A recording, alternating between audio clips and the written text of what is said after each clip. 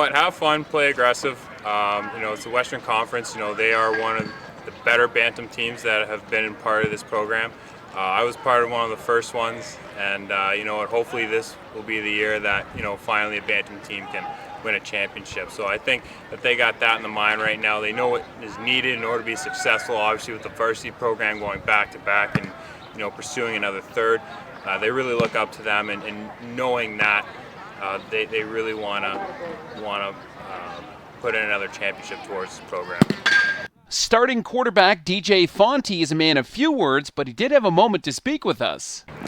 All right, DJ, big game tomorrow. Certainly a lot to prepare for, and what's the biggest thing you're doing mentally, physically to get ready for tomorrow's game?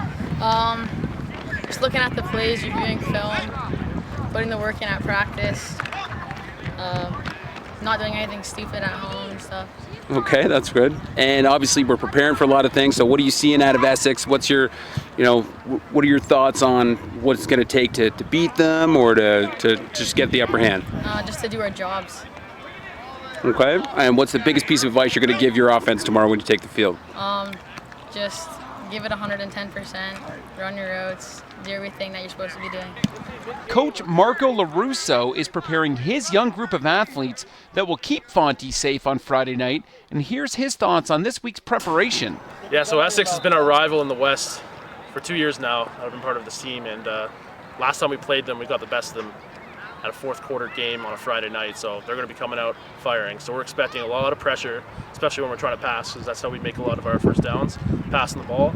So we expect a lot of B-gap and C-gap pressure, so we're prepping the offensive line to make sure we can pick it up effectively, and then on the same page as the quarterback, so the quarterback can trust his O-line and make his play accordingly. Captains Orion and Quinton are both O-line players and ready to take their boys into battle. All right, guys, we are here on the field with Orion and Quinton Williams. And boys, big game tomorrow, big semifinal game. And Orion, really on the offensive line side of things, what are you guys preparing for, and what's Coach telling you for tomorrow? Well, we're just preparing for the blitzes from the backers. They always go B, C. We gotta just watch them, keep our eyes up field. Perfect. Now, and Q, you big man playing both ways, a little bit of D-line, a little bit of O-line, and what's your mindset for tomorrow? What's it gonna take to get it done? Just being there mentally. Like, I gotta be ready to go where I'm supposed to go on my assignments. Gotta get ready to block the end. Gotta get ready for the stunts and the blitzes and all that. Good stuff. And any last things? Obviously, you guys been watching a lot of film. Is there anything specifically that you're going to tell your boys tomorrow as captains of this team? What are we going to be telling them before the game? Just keep your head upfield, watch everything, and just do your job and have fun. All right, Q, what are you thinking? Do your best, and what happens, but it would be great to get the win. One of the busiest men in OPFL football, head coach KJ Kenemy on his pre-game thoughts. Well, in week one, they came out here and threw the football all over the field, and their quarterback's a dynamic guy, Rice Staley. He played a great game, and but you don't win championships games in week one. We were able to kind of repay the favor in the rain delay game, but it's a great rivalry. Essex and London, it doesn't matter if it's a game of bridge between two old ladies, like Coach Matt Snyder says. It's going to be competitive. A lot of respect for Coach Mills. He's one of the greatest to do it. He's been doing it for a long time. When I took over the position as VP of football, Adam, I modeled our program after Essex, Cambridge, and Niagara. They were winning programs in the West, and we weren't competing with them at the lower levels. And so this is a big football game. It doesn't get any better than this. It's at home, which is something that we earned, that these kids earned actually. And but the championship goes through the defending champ, so it goes through Windsor. Absolutely, and obviously, when we look at the stats, a lot of guys on this team leading the charge, or at least top two, and speak to some of the players that are really going to shine for us tomorrow. I think that's the thing about our football club, is that we're not just one player. Although we do have some dynamic players that do play both sides of the ball in different scenarios, we've got players from 1 to 50 that can make plays. Even some of our practice roster kids, we expect them to be pretty good in the fall. But it's a good testament to our coaching, but it's a testament to these kids. We've been working since January. They've put the time in over the last 3-4 years. They've had some success at the lower levels, and they've had some defeats. Last year, this team lost to Cambridge in the championship game, and they played their asses off. You were the head coach, and that was a great game. And then this year, they've come with workman hats on, and and they've been doing their thing, and so stats are great. At the end of the day, it's wins and L's, and we want to get the W. Absolutely. So win or lose tomorrow, what does success look like for this team? Well, this is the first time we've won a Western Conference championship. The first time we've won the whole league, which that win in Ottawa, we could have kind of mailed it in, and we played a lot of guys, but kids wanted it so bad. The defense was just outstanding. So success is there. We've kind of got to the place where we need to be. We've got great guys like you who do great camps in the off season. I think that's one of the major things, Adam, is the camps, your camp and the Junior Mustang camp, Hustle Hard and Junior Mustang camp. The work that's been done there has really developed these kids. A lot of people say don't specialize in football. I think you should play every sport. I think every kid, every dad, every mom has played every sport possible out there. But I think at one point or another, you got to decide if you love something, you want to be great at it, you got to do it every day. And these kids have committed to that, and I think that's the success.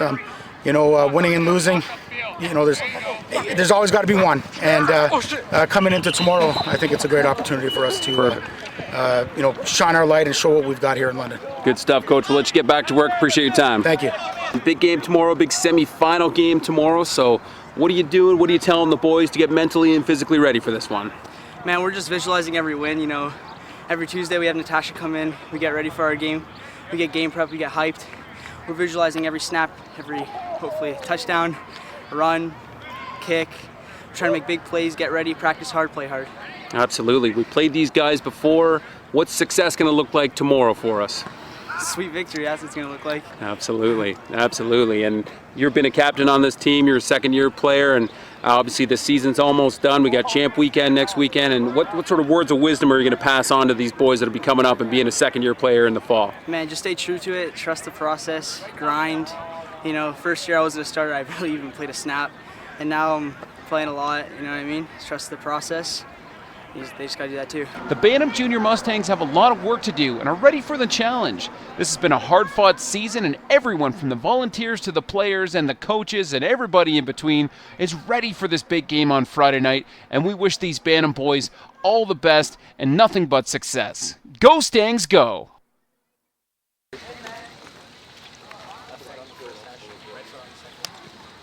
The Bantam Junior Mustangs are heading into their semi-final game this Friday against their Western rival, the Essex Ravens. Let's hear from Coach Ron Ferwerda on his pregame thoughts. My name is Coach Ron. I'm with the Bantam program, heading into this week's conference championship game. We're really expecting a team effort. The team's been really coming around together very, very nicely, really led by our defense. Our defense has been rock solid. We knew Essex has a lot of different weapons out there, so we need to play well defensively. Offensively, we need to be explosive. We need to maintain our blocks, and really, we just get through this game and then worry about the next one after that, because if we don't win this one, nothing else really matters.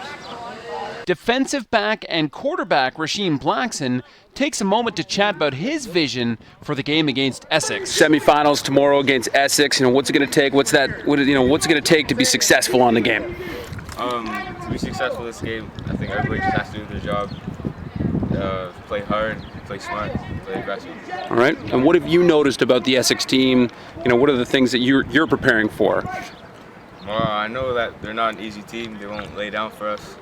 It's gonna be a hard fought game.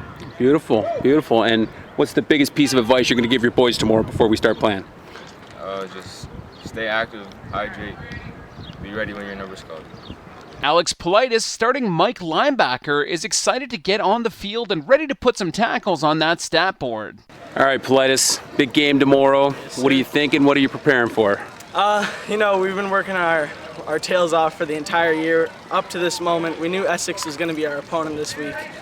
They're a great team, but I think we got the leverage on them. We have great players. Our offense is explosive. Our defensive line, a great defensive line, and I think we're going to come out with the win. All right, man. What does success look like? What do we need to do to win? We need to execute everything. Execute on special teams especially. Special teams is one of the most important parts of the game. It's kind of underlooked on the field, but they're definitely, we have to put the work on special teams. Politis is coached by Daniel Fitzgerald, and hear his pregame thoughts on how the boys need to get the job done this Friday night. Pursue through the football, that's number one. I mean, these guys are real physical, they're fast. you know, if we can get 7-8 guys to the ball every single time in another form pursuit, you know, we'll win this game for sure. Our guys are very dynamic, offensive, defensively, special teams. You know, we're really stepping up. You know, we just need to keep on extending drives on offense, on defense. We got to make sure that they go 3 and out, punt on 4th down, and you know, keep those major keys going. So. Perfect. What's the biggest piece of advice you're giving the boys for tomorrow? You know what? Have fun, play aggressive. You know, it's the Western Conference. You know, they are one of the better Bantam teams that have been part of this program. I was part of one of the first ones, and you know what? Hopefully this will be the year that, you know, finally a Bantam team can win a championship. So I think that they got that in the mind right now. They know what is needed in order to be successful. Obviously, with the varsity program going back to back and, you know, pursuing another third, they really look up to them, and knowing that they really want to put in another championship towards this program. Starting quarterback DJ Fonte is a man of few words, but he did have a moment to speak with us.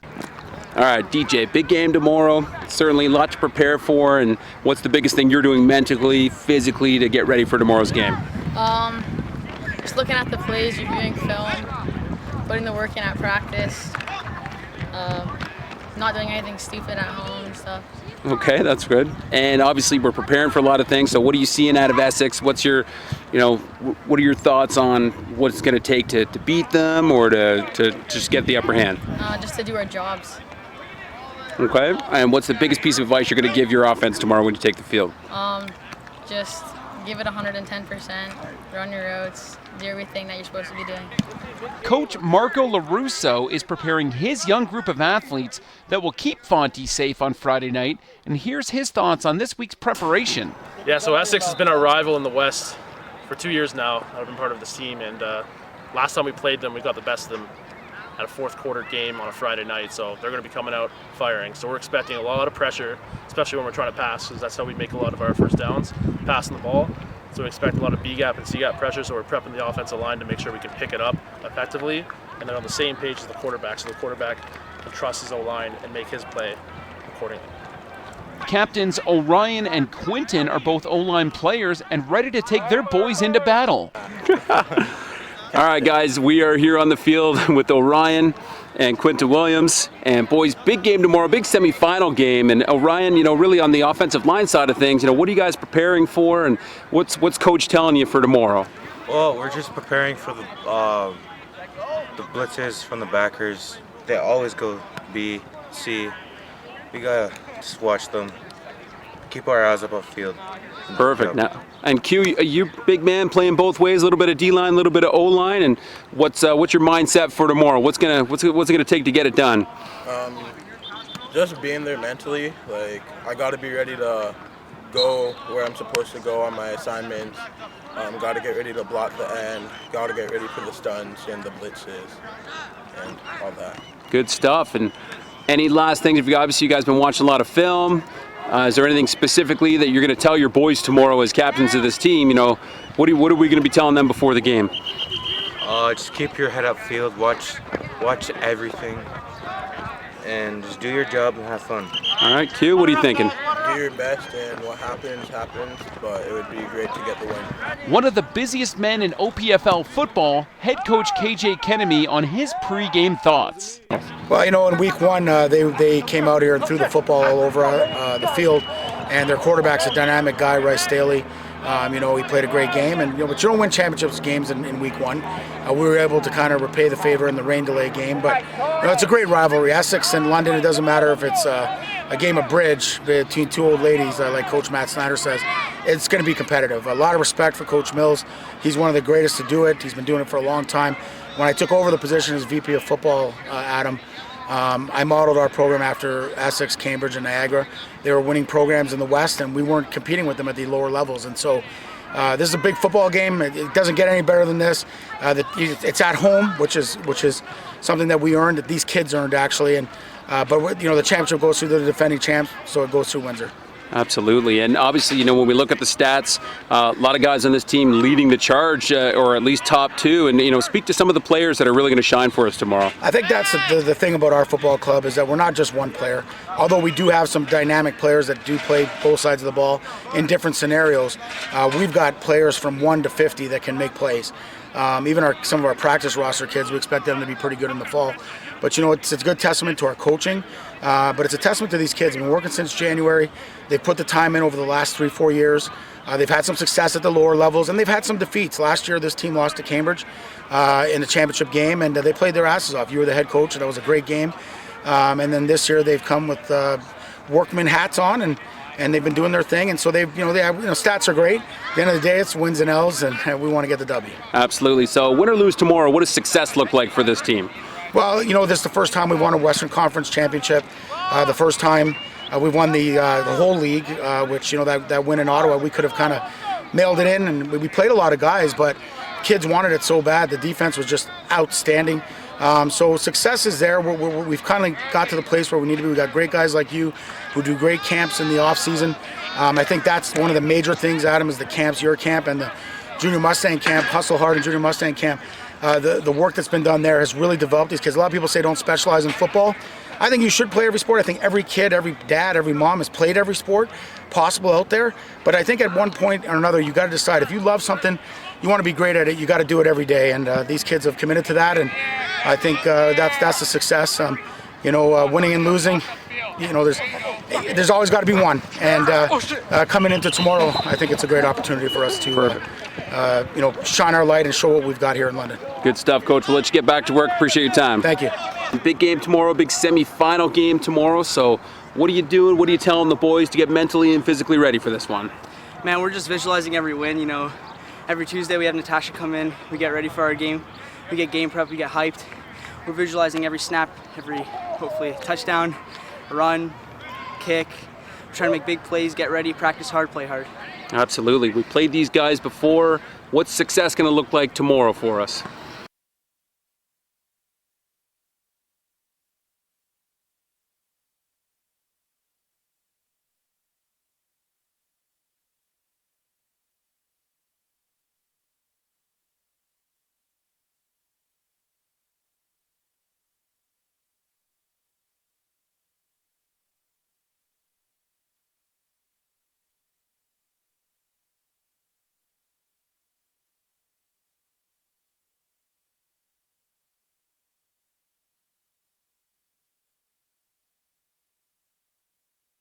Coach Drip, your boy, reporting live this beautiful July 26th.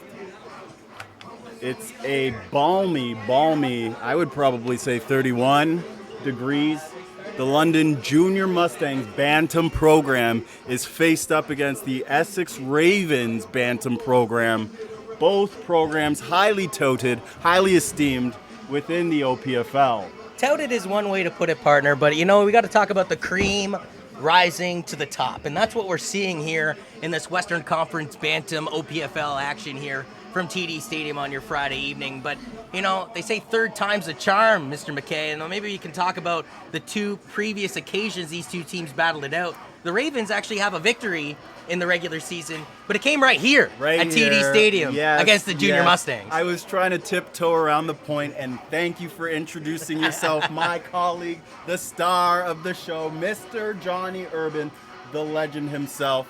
I am so privileged and honored to be doing the broadcast beside him. He's coming off of I think 6-8 games over at Team Canada, That's right. Canada Cup, CFC, and then we had some playoff football. You've just been grinding. You've just been grinding the game of gridiron football, haven't you? Back and forth across the country for this great game called football here in Canada, as again you have the team in black and the Essex Ravens taking on the team in white and the London Junior Mustangs, and they're going to be ready to rumble soon. And what I liked about this, maybe games within the games, I'm not necessarily 100% sure why, but London came out a little extra early today here at TD Stadium, and as a result, when they hit the field, Essex, playing games within the games, leaves the field. Psychologically, you did point that out when we were at ground level there, Johnny. Basically, they want to have a commandeering kind of effect in terms of psychologically locking in their opponent, pre-anticipating that physical imposing, I guess, mentally imposing nature that London Junior Mustangs clearly demonstrates with their structure, their organization, their tenacity at the coaching level as well. We have about 21 registered coaches for the Bantam program. Myself, Coach John McKay, Coach Drip. As you know, I was highly involved with the Bantam program as well, working with my colleague, Coach Jay Kenemy, in previous years. So from an integral and internal standpoint, I do know how much he scrutinizes these kids in terms of the details of the game, Johnny. Well, it's that old adage of iron strengthening iron, and as the summer months go into full effect here in Canada, the OPFL football heats up too in the playoff scene, and again, the winner of this game, ironically, will stay here at TD Stadium because the winner will go to the OPFL Championship Dance, and London is hosting the Championship Dance right here at TD Stadium. So a magnificent facility, and hopefully you're enjoying the show if you've tuned in around the world on YouTube, as again, this is the OPFL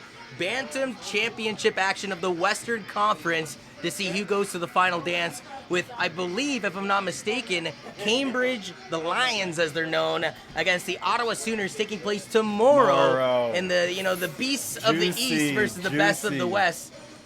As we get some love up here in the play booth. Yeah, we got some of our... from alumni, we'll say. Yeah, from our alumni, Daniel Fitzgerald getting ready. Daniel Fitzgerald, we have Daniel Valente, Junior, Jacob Cardy, right. Junior, Jacob Cardy, all fellas that I used to coach. Actually, Daniel Fitzgerald is on field level today. Intelligent minds, and seeing the minds blossom, develop into the integral levels of the operations of our game of football. I know we're very conscientious of the children's safety at this point. We're very conscientious of heat exhaustion and some of the workload management, Johnny. And maybe you can talk about that a bit more from your playing days. What goes into your preparation on a hot summer day? And let's face it, when you're playing, post-secondary football, playoff football was mainly done under cooler elements in the Canadian winter and fall seasons. But these boys got to play for all the marbles on the line in 30-plus degree humidity here in London, Ontario. If you put yourself in a similar situation to this, what sort of preparation goes into keeping yourself hydrated to make sure, the last thing you want to do is cramp up in the big dance? Yeah. So what I usually used to do in past tense, Johnny, was potassium.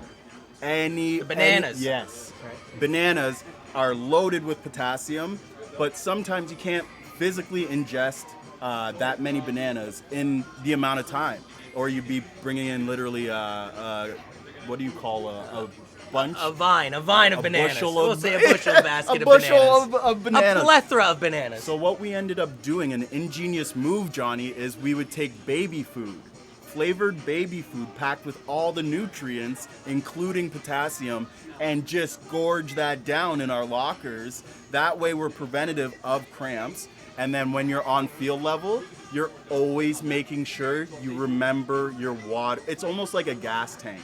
You're remembering how much water and liquids you have in your gas tank as you're sweating. Some players obviously are unique and they sweat a little bit more than others. You have to go rehydrate.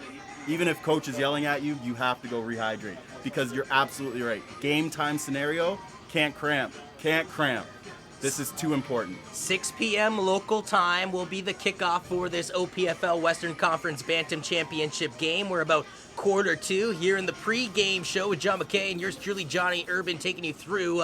And as I mentioned before, this is the third occasion that these two teams will see each other. Technically, the fourth as we get into the last encounters. And as I referred to earlier, the first game of the regular season, John McKay, May 12th, 2019, here at TD Stadium. But Essex came away with the victory 34-27. In that game, their quarterback Reese Staley threw 143 yards and 4 touchdowns. He added another 88 yards on the ground. He was supported by his running back Nathan Johnson, who rushed for 123 yards and 1 touchdown, and Patrick Taylor in the air with 90 received yards and 2 TDs. That's 7 touchdowns put up. Are you kidding me? That's a lot of touchdowns. That's a lot of defensive adjustments, actually, in terms of a coaching standpoint, if I am to look at those stats. Thank you, Johnny Urban. And I do want to take a second out of our day to appreciate the work that Johnny Urban and our whole team actually puts into this whole operation. As I get some love from Mr. Jeff Eves over there. Everybody's in a good mood going into this conference championship game. That's one thing we got to state. Everybody's all smiles. Everybody's positive attitude. Nobody's allowing a gray cloud to come into this, what is a beautiful blue sunny day here in London, Ontario. As we get the fans jacked up here. And let me take a second, that moment in terms of statistical prowess, I want to coin that the Johnny Urban Oxford Learning Center moment of statistical analysis. Okay, I like that. We'll have to get the acronym out for that one. Yeah, a little acronym there, but absolutely right. So a very impactful foot game as well as pass game from the quarterback of the Essex Ravens in the previous affair. If we do break it down on a literal standpoint, Johnny, 4 games played.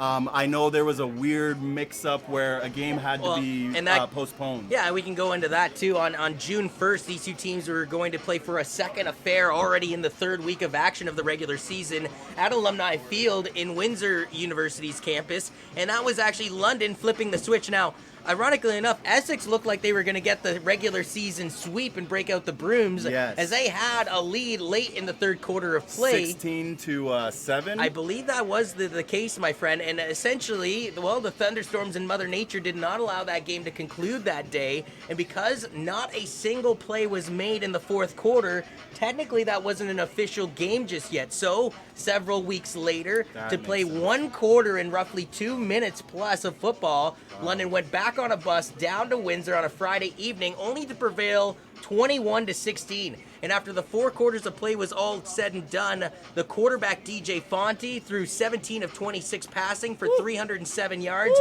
3 touchdowns, and 1 interception, where Benjamin Kuburjevic received 178 of those yards for 1 touchdown. So we talked about the first day where it was Reese Staley, and now in the second game, it's mainly the Junior Mustangs getting it done. So I know as a broadcaster, we attend some practices, and I attended that week of practice. A lot of mental preparation in that week leading up to the game, which I definitely commend the London Junior Mustangs coaching roster in terms of having the prowess from a strategic standpoint. They had to be the gentlemen, Johnny, and go all the way over to Essex region, we'll call it. Yeah, twice. Raven territory, we'll call it. The Raven's Nest. Yeah, the Raven's Nest. And they had to hear the flock, and they conquered the flock, which is from a deficit, which is a feat of its own, and you can come home classy. I think that is going to be the definitive differentiator, Johnny, in terms of this new bout that is going to be at home at TD Waterhouse as we're getting ready to see your Essex Ravens. Yeah, the Blackbirds are starting to take flight here at TD Stadium. I'm getting the goosebumps. What I do appreciate, too, about this OPFL football is the fact that the fans always travel with the teams, and Essex, like they always do, is flown down in abundance, and they got a great contingency here at TD Stadium cheering on their team in Western Conference OPFL Championship action here in the Bantam scene. Yeah, I just took a look down there, Johnny, and it looks like they're interwoven with the London Junior Mustangs fans. Hopefully we can keep this tame, but yeah, it's gonna look like it's stirring up for a great bout of football. I'm excited. Some of the physical standpoints in terms of the game. We know that there's a lot of athletic prowess in terms of the London Junior Mustang roster. Star-studded roster. We have TC1. He has his own kind of trademark name at this point. Tyrell Campbell, #1. Very phenomenal season this year. Well, their last game was right here at TD Stadium, and it was a 53-8 victory over the Niagara Spears. In that game, TC1, as he referred to him as, in Tyrell Campbell, rushed from the running back position 148 yards and 3 touchdowns in the opening half of play alone. But what was pretty interesting, though, is a day later, the Essex Ravens played the Hamilton Junior Tiger Cats, and they won by the same score, 53-8. In that game, their running back, Nathan Johnson, who you'll see in this contest a lot, rushed for 156 yards and 3 touchdowns, slightly better than what Tyrell Campbell put on the board. Yep. As you say that, I'm watching one of their players pulling the Tim Tebow, and I believe it's the athlete you're talking about right now, Nathan Johnston. So with that being said, though, both these two teams are coming off of dominating first-round wins, both ironically by a score of 53-8. You go to the regular season scoreboard, and essentially they split the regular season in half, one game each apiece.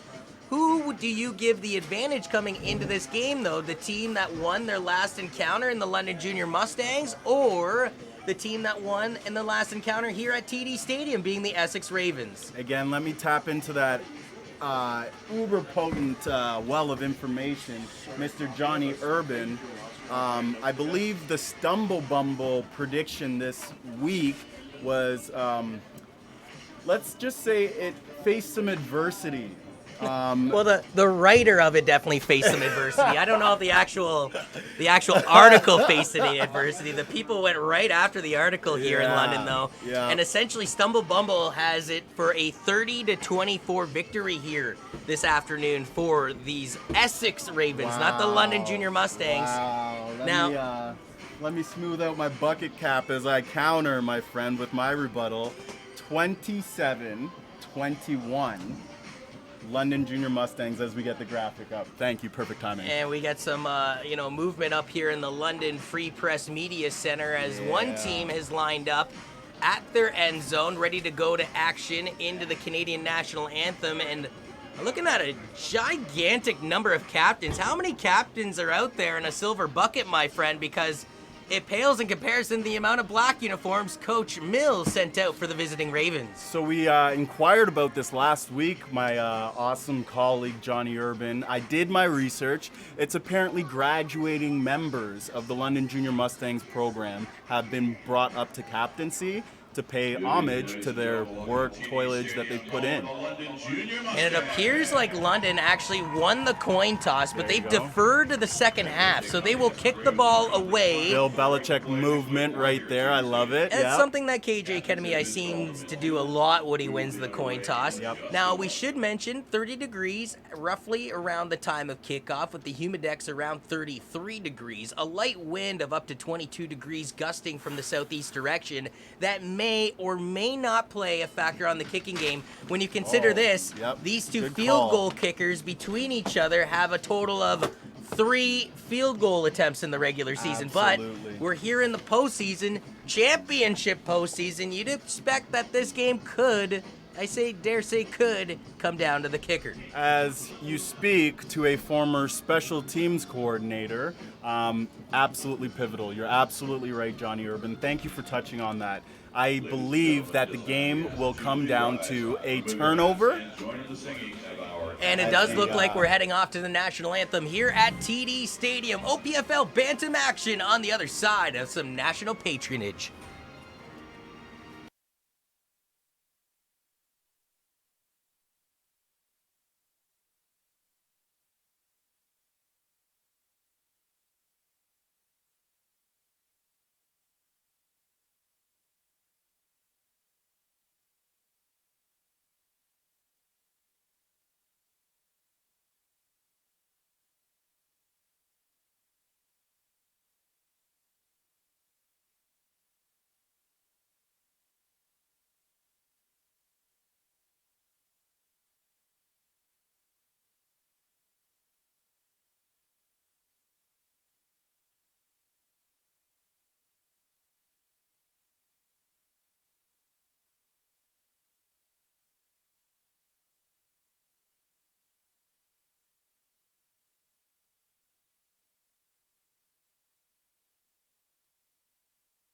Oh my goodness. Jean McKay is ready for some football. I'm Johnny Urban here at TD Stadium. I'm ready for some football. Thousands in attendance and potentially millions around the world on YouTube. It's the Essex Ravens, the London Junior Mustangs. It's OPFL Bantam Conference Finals action here to find out who's the best in the West. Tomorrow, it will be the Cambridge Lions versus the Ottawa Sooners to find out who the beasts of the East are. But to see who the best of the West and to get to that final dance, ironically, right here in London, Ontario, in this same stadium of TD Stadium. Well, it's all between the Ravens and the Junior Mustangs. Final thoughts before we kick off the action. I was going to call you coach, and I'm going to call you coach. You've graduated to coach level. Coach Johnny Urban, I have grown up on this field. I've put in blood, sweat, and tears, 15 years on this field. To see it grow and mature and to evolve to this level. We've got Monday Night Football going. We've got Monday Night Football music going, sorry. We've got the announcers. We've got the broadcasts on YouTube, as you commented. We have the pregame stuff going from Stumble Bumble. We have the whole cast with the stats, the analysis. These kids are turned up, ready to go, and so am I, Coach. Maybe I'm a little biased, but I don't think there is a city better than London, Ontario that does it proud when it comes to youth football. As the team in Agreed. black that's ready to attack in those guys in the Ravens uniforms, black pants, black buckets, black uniforms with white lettering and numbering. We'll see if that plays a factor with the heat and the setting sun to the west of us, going up against the silver buckets, purple pants, camo lettering, and white uniforms of the London Junior Mustangs. And again, touching back onto your point, Johnny, thank you for pointing it out. A southern gust, which will create a situation where London Junior Mustangs are kicking into the wind. So we'll probably see a boot really deep middle to secure the field position here. Oh, nope, we're seeing a moon kick. So Braden Rivard will place the ball at the 45-yard line. Essex had 10 Onside kick. different receivers, and London Onside tries kick. to get tricky Challenging! early, and he punted it out. Now, Jean McKay, does that mean that it's London's ball? Because, again, they were the last ones to touch it. You have teams pointing at each other right now on the turf. Johnny, my chair. They're saying London ball. Johnny, oh my goodness. The confidence you need to have as a coach. To start a game that way. Bill Cowher, Pittsburgh Steelers, and Sean Payton in the Super Bowl. Onside kicks are some of the most detrimental things if they fail, and some of the most successful things if they're positive. And here the London Junior Mustangs not only get the ball at half, now they have the ball to start the game as well. I was just going to say that they win the coin toss, defer to the second half, so they're going to receive the ball unless Essex gets tricky after halftime, mind you, partner. Oh my goodness. But here we go. DJ Fonte already out onto the field. In his last game against the Essex Ravens, he threw 17 of 26 for 307 yards, 3 TDs, and 1 interception. And London trying to get tricky here on the double reverse, trying to get to the outside edge in a hurry is Benjamin Kabrzovic. And Benjamin's got some wheels, absolutely. It looked like the Essex Ravens, Johnny, was in a 4-3 defense. They have some stocky linebackers deep down in there. A little bit of trickery, as you said, from the London Junior Mustangs. I'm shocked on the first play to do that. Yeah. These are really gutsy calls here, Johnny. You're absolutely right. And after one play, we already see some substitutions on the field in white uniforms with 11:22 remaining here in the opening quarter. So a chapter out of workload management here from Coach Jake Hennemy, Coach. DJ Fonte threw 68 of 108 during the regular season for 1,156 yards. As a first-year quarterback in the Bantam scene, 16 touchdowns and 6 interceptions. Will he throw the ball here, though? Phenomenal. Takes the snap. It's a handoff, though. London going on back-to-back run plays. And to be honest with you, they make up what they needed on the previous Kabrzovic reverse trickery, but good defense by Essex here early. It's a 3rd and long coming up. It is. Essex still in that 4-3 defense. It looks like one high, one safety that is, for our fans who aren't really familiar with the game. So it looks like they're putting the pressure on the quarterback to make those key throws in those key reads. London has not tasted a loss since their first game of the regular season against these Essex Ravens by a score of 34-27.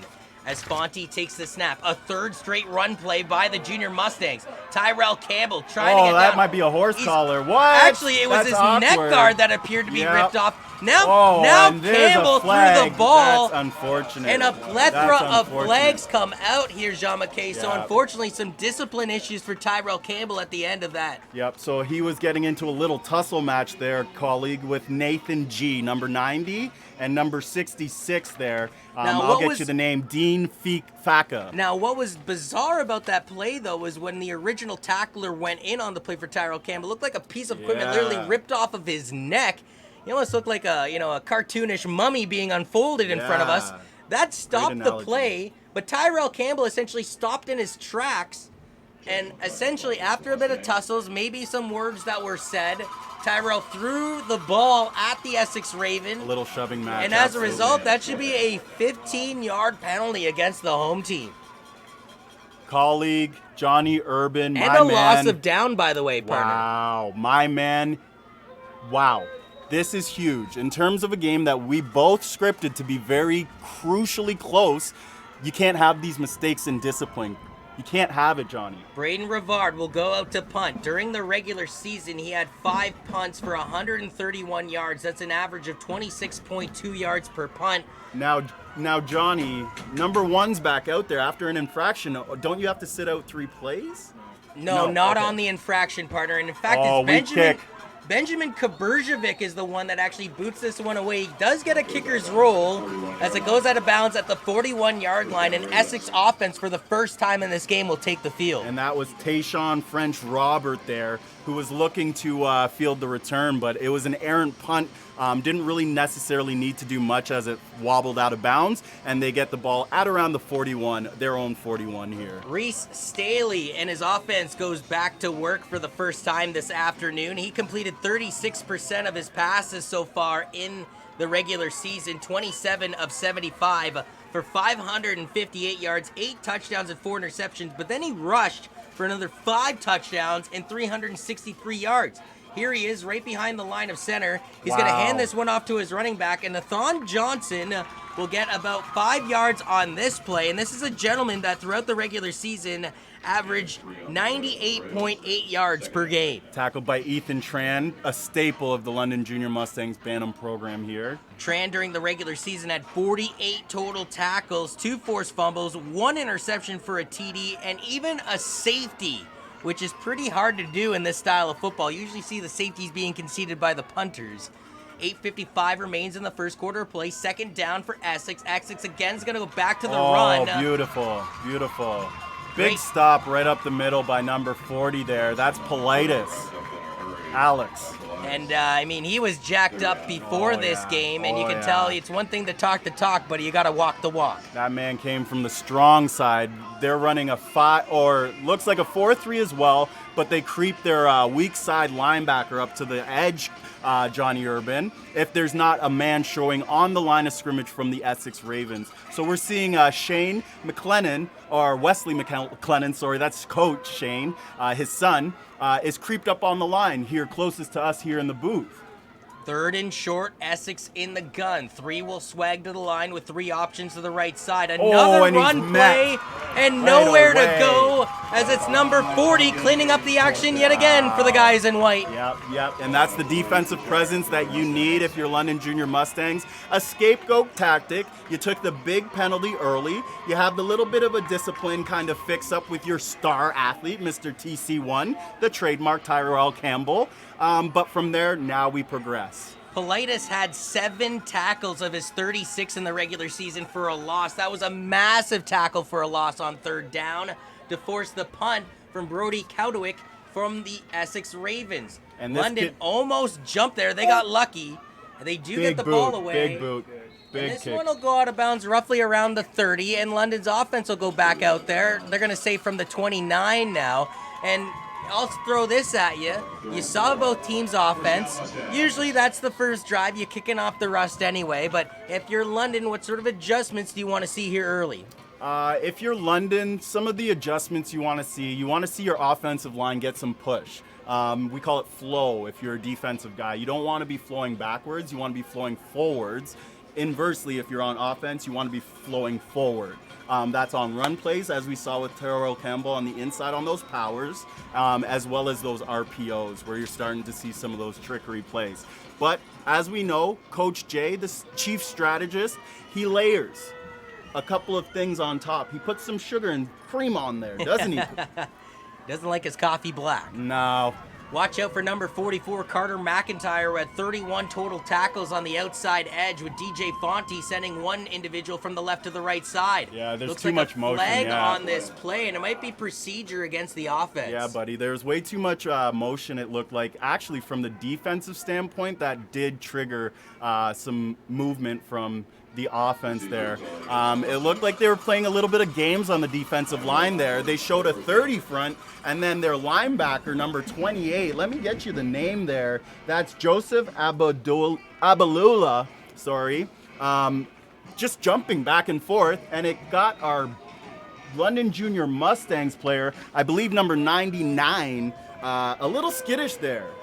And that will bring up a first and 15 now. And you talked about that flow, that movement of going forward. Yeah, you can't have these discipline issues this early. They're going to go to the Big air. play. This ball is caught. Touchdown. Benjamin Kurjevic to the far side. But Oh. as you say that, partner, he's actually lucky to get to the 40-yard line. It'll be a gain of, well, we'll say almost 10 yards. We'll say 9. And see, that's my mistake, because I thought these were two uncompetitive teams playing, where we're used to seeing these superstars take it for 80 yards, 60 yards. Last and week a big against score. Niagara, that would have been the case. Yeah.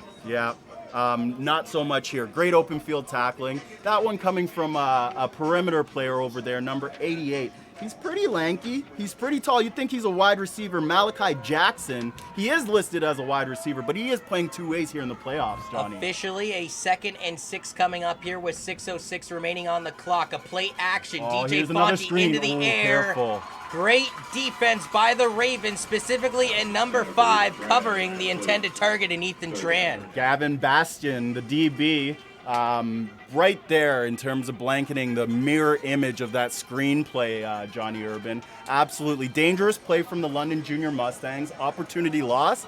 And as I said, integral special teams in this game. Let's see if there's any sort of field position battles that go on. Last time they capitalized with the ball on the 41 Essex Ravens. Let's see if we see some net yardage here and see them playing that flow game here and getting a positive gainer. The Junior Mustangs during the regular season had 34 touchdowns, 17 on the rush, 17 in the air, 2 yards shy of 1,600 yards on the ground, 2 yards shy of 1,300 yards in the air. Oh, it was supposed to be a fake, and they screwed up the snap. I knew I should have said something.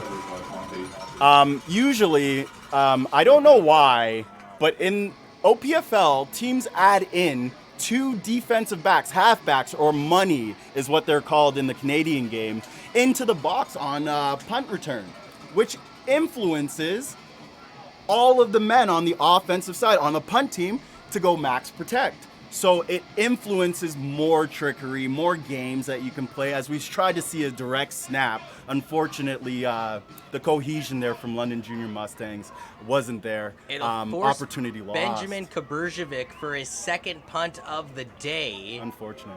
And we'll see, with one receiver back at the 45-yard line and another kind of swagged out to the 50 closer to his bench. This one gets caught up in the air.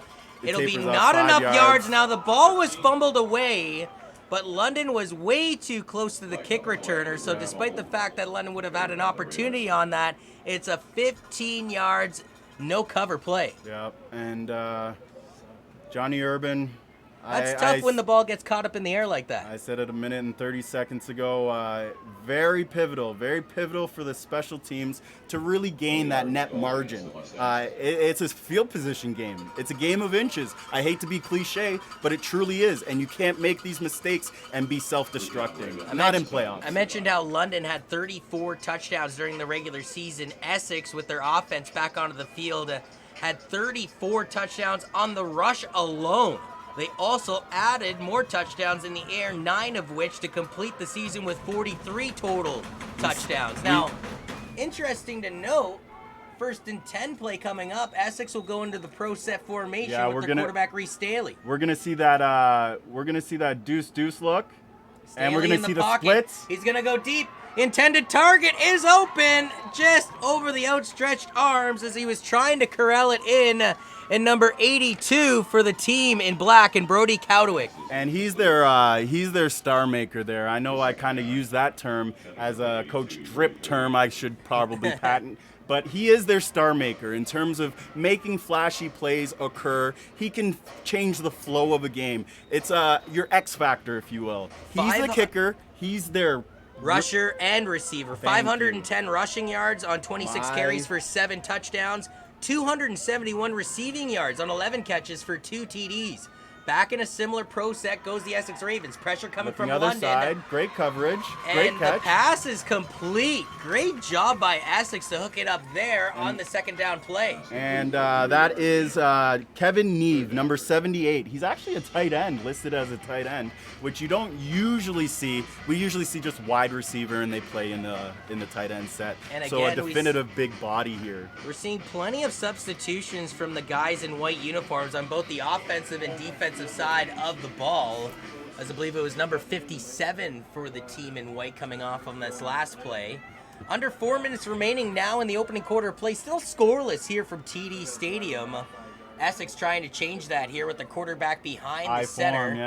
He'll hand it off to Johnson. Johnson to the right side, trying to bully his way through the secondary now. He'll be shy of the first down, but now this begs the question, do they attempt a field goal to break up the goose eggs on the board? Johnny Urban, I'm taking a look at Coach Glenn Mills. I've had a number of psychological battles against the man. Who's in a walking cast, we should add. I don't care. I do. He's been kicking so I much love- butt I that he's love- in a walking cast. I love Coach Mills, and I do miss him in London here. But yes, as an opponent right now, he is very adept at trickery. So right now in the red zone, Johnny Urban, I do look for this 15-yard situation to have a little bit of trickery or trips on the wide side and looking for a seam to number 82. 4th and 3, and they're going for it from within the 30. Offside. They got Yeah, way London offside. to jump. It's a free play for Windsor. They're still rumbling up the field. And got what's about- ironic is they would have got the first Yeah, they down would've got the first. regardless. And that So is, London jumps. It would have been a free 5 yards. They go to the run, and I'd imagine they just decline the penalty because they're going to get more than 5 yards out of this. Yep, and that was Joseph, I'm going to butcher his last name all day, Abolula. There we go. So Abolula with a great play. Yeah, very heads-up play there. And during the regular season for that gentleman, as there's a... Oh, it's going backwards. Yeah, it was actually on the number 2 receiver. I saw that as well. I actually thought the number 2 receiver for Essex Ravens actually engaged with his block on our closest side to the booth here a little early. So instead of it being a massive benefit for the Essex Ravens, it goes backwards, and do they dare gamble for it again on 4th down, now being a 4th and 8 situation? No, out comes the special teams unit. As you said, Johnny, pretty pivotal. They had a unfortunate loss of a first down there. So as I said, opportunity lost. This time for the Essex Ravens. It looks like they're bringing out their special teams unit, but be careful, colleague. They have TC1, Tyrell Campbell back there, and 20 or 2, I believe that's Amos Thomas back there. Cowdewick, roughly from the Big 40-yard line, boosts this one That's deep into Kaburjevic. London's end zone. Kaburjevic is dangerous. Kaburjevic looks up the field. Woo! He debates. Woo! Now he's trying to get out of the end zone, folks, to avoid the rouge. If he gets just out of the end zone by the whiskers of his teeth, then they'll have some real estate. But the No, Ravens, too after many. he ran One about too 30 many. yards in the end zone, eventually gobble him up before he can get out of the purple turf. And the shutout is over. It's a 1-0 game for the Essex Ravens with 2:23 remaining in the first quarter of play. Monsieur, grande, bon fini. Like, the way they closed out the donuts, bro. The finish to the donuts. The Canadian way, the classic way. I had the opportunity, I'm yelling now, I had the opportunity to watch you with the CFC and the Canada Cup, and you really dove in depth To the into, Rouge. Yes, Yeah, the Rouge, yes, the most Johnny. Canadian play in football. Yes. What I found was interesting was I was calling the games with French colleagues, and in Quebec they refer to it strictly as a single. And that seems like the most Ontarian way to call that play, and yet in Ontario we call it a rouge, French word. which is the most Quebec way of saying the same play. So 2:12 remains here in the opening quarter of play. London finds themselves down 1-0 thanks to a rouge, and they start off this with a delayed handoff right up the middle, close to the first down marker. We'll see if the officials give it to them. And that is a tackle by number 89, sorry. That's Rylan Beswick. And that looked like Ethan Tran on the carry. Correct me if I'm wrong, partner, as he's subbing play off right art. now. London Junior Mustangs are really putting it all on the table right now. Play art that we've never seen before being unleashed. I'm surprised. I'm in awe, and I'm just glad I get to watch this type of football live. So a snap to DJ Fonte, another We have another run. handoff, and Yep. after they got the Ooh, first down, big they're going to gain tackle. another 5 yards on this play. Big tackle by number 44. That's Carter McIntyre from the Essex Ravens. Big interior middle linebacker there who put his stamp on that tackle, landing him, as Drake would say, on his head top. As that was Kanye Nothersall on the carry that time to bring up 2nd and 4 with 1 minute now remaining here in the first quarter of play in a 1-0 game from TD Stadium in the OPFL Bantam Western Conference Finals, with the winner advancing, well, same building, same city, next week for the OPFL Championships. Essex looking like they're going to bring some pressure, but it looks like this could be delay of game against London. Okay, good. I mean, I was counting Mississippi's in the back of my head, and I thought they might have gone a little bit over. Yeah. And it will be a delay of game. So after picking up 6 yards on a first down run, well, they go backwards 5 yards on a procedure call. Again, colleague, I'm a student of the game. I research. Most of my athletes, most of my colleagues know that I'm in the lab 24/7. You coined the new noun. They're Plaxico bursting themselves, bruh. They're Plaxico bursting themselves right now. London Junior Mustangs are shooting themselves in the foot, honestly. 2nd and 10, lots of motion in the backfield. They hand it off to Tyrell Oh, here it Campbell. goes. He goes off to Here the he left goes. side, tries to break off of one tackle, stuffed at the 50. So essentially, London gets back what they lost on the previous penalty, about 5 yards. It'll bring up 3rd down. It brings up 3rd down, and that's again Nathan G, number 90, who How was do you like in on that that gang play tackle. design, though? Because they rotated everybody from the left to the right side, but they gave it to Tyrell Campbell to go to the left side. And I was about to stand up out of my seat once again, because again, when we watched that Niagara game, that probably would have been an assuming 80-yard touchdown run there. Last play of the first quarter, barring a penalty, they go back to Tyrell Campbell. He avoids being tackled in the backfield, close to the first down marker. He's got it as he runs out of bounds on his own accord. Yep. Okay. So absolutely, that's the end of the first. Our score 0-1, very Canadian, as we alluded to. Tyrell Campbell there, kind of edged out on the corner there by number 36. That's Tayshawn French Robert, the defensive back on the boundary side for the Essex Ravens there. Again, we're used to seeing high yardage production plays from these superstar makers like Tyrell Campbell, your 22 Bergevich, but the teams here are evenly competing. It's got the feeling of a heavyweight boxing classic where Absolutely. these two teams are feeling it out early. Yep. Just a 1-0 score courtesy of the Rouge. Big blows. And you think about that Brody Kautovic punt, too, that just completely got booted over the head of Benjamin Kaburjevic. Now, Kaburjevic grabbed it in the back right corner of the end zone. He looked up the field, stuttered left, but then commit to the right side. He ran roughly 30 yards, but never got out of the end zone. Coach Drip didn't faint. One of the players on the field, either his ankle was assaulted or he did faint because he broke his ankles. And then he did one too many superstar moves. As we talked about, you have your playmaker moves. He just had to get it north to south out of the end zone. First down play. Oh, Fonte here we going go. into the air. He's got a target behind the secondary. It is caught. First down for London, down at the 22-yard line. Again, that's Kaburjevic. Johnny Urban, we had the discussion prior to the game in terms of the keys to the win for both sides, and we talked about DJ Fonte, his impressive numbers, over 1,000-yard, 1K season in terms of passing yardage. For a first-year quarterback, too. For a first-year quarterback, absolutely. And we talked about how his long bomb was going to be integral towards moving the chains here for the London Junior Mustangs Well, attack. that was the first big bomb that he had tried, and Kaburjevic, I should say, caught it, who had a team-high 458 receiving yards in the regular season and 7 of the 16 touchdowns that DJ Fonte threw. This is a handoff, but to be honest with you, Tyrell Campbell's going to have to put on the Jets, and he does. Touchdown. Man, oh man, he cuts back in. This kid's insane. Touchdown, Junior Mustangs. Tyrell Campbell from 22 yards out. I've seen enough. I'm going home. That was he juked at the end. He juked at the end. Normally, a bird can't be juked out in midair, yet he juked out, I would say, 3 or 4 ravens right out of their cleats. There were no thermals on this hot day.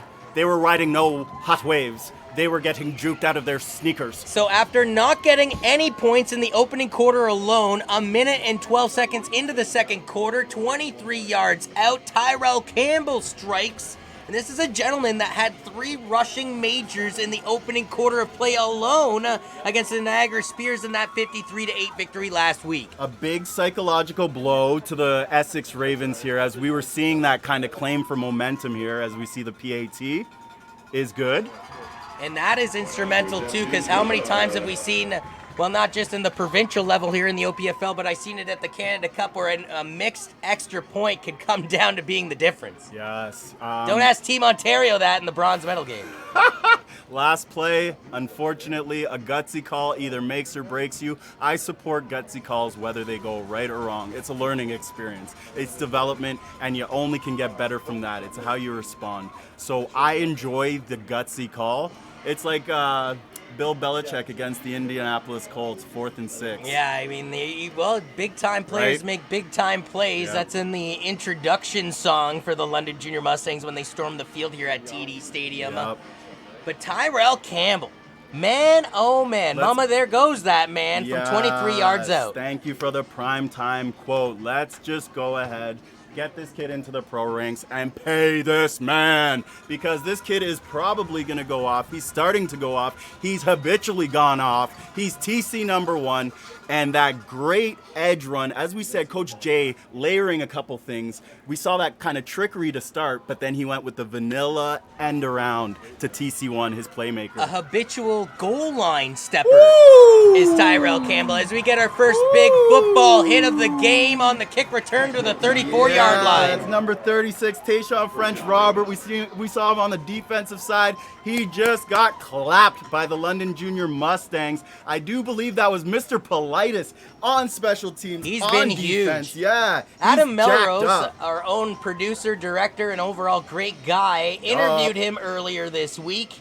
And he was jacked up to play some football, and he's not just talking the talk with Adam Melrose, he's walking the walk on the TD turf. And I saw this kid develop from a wee one.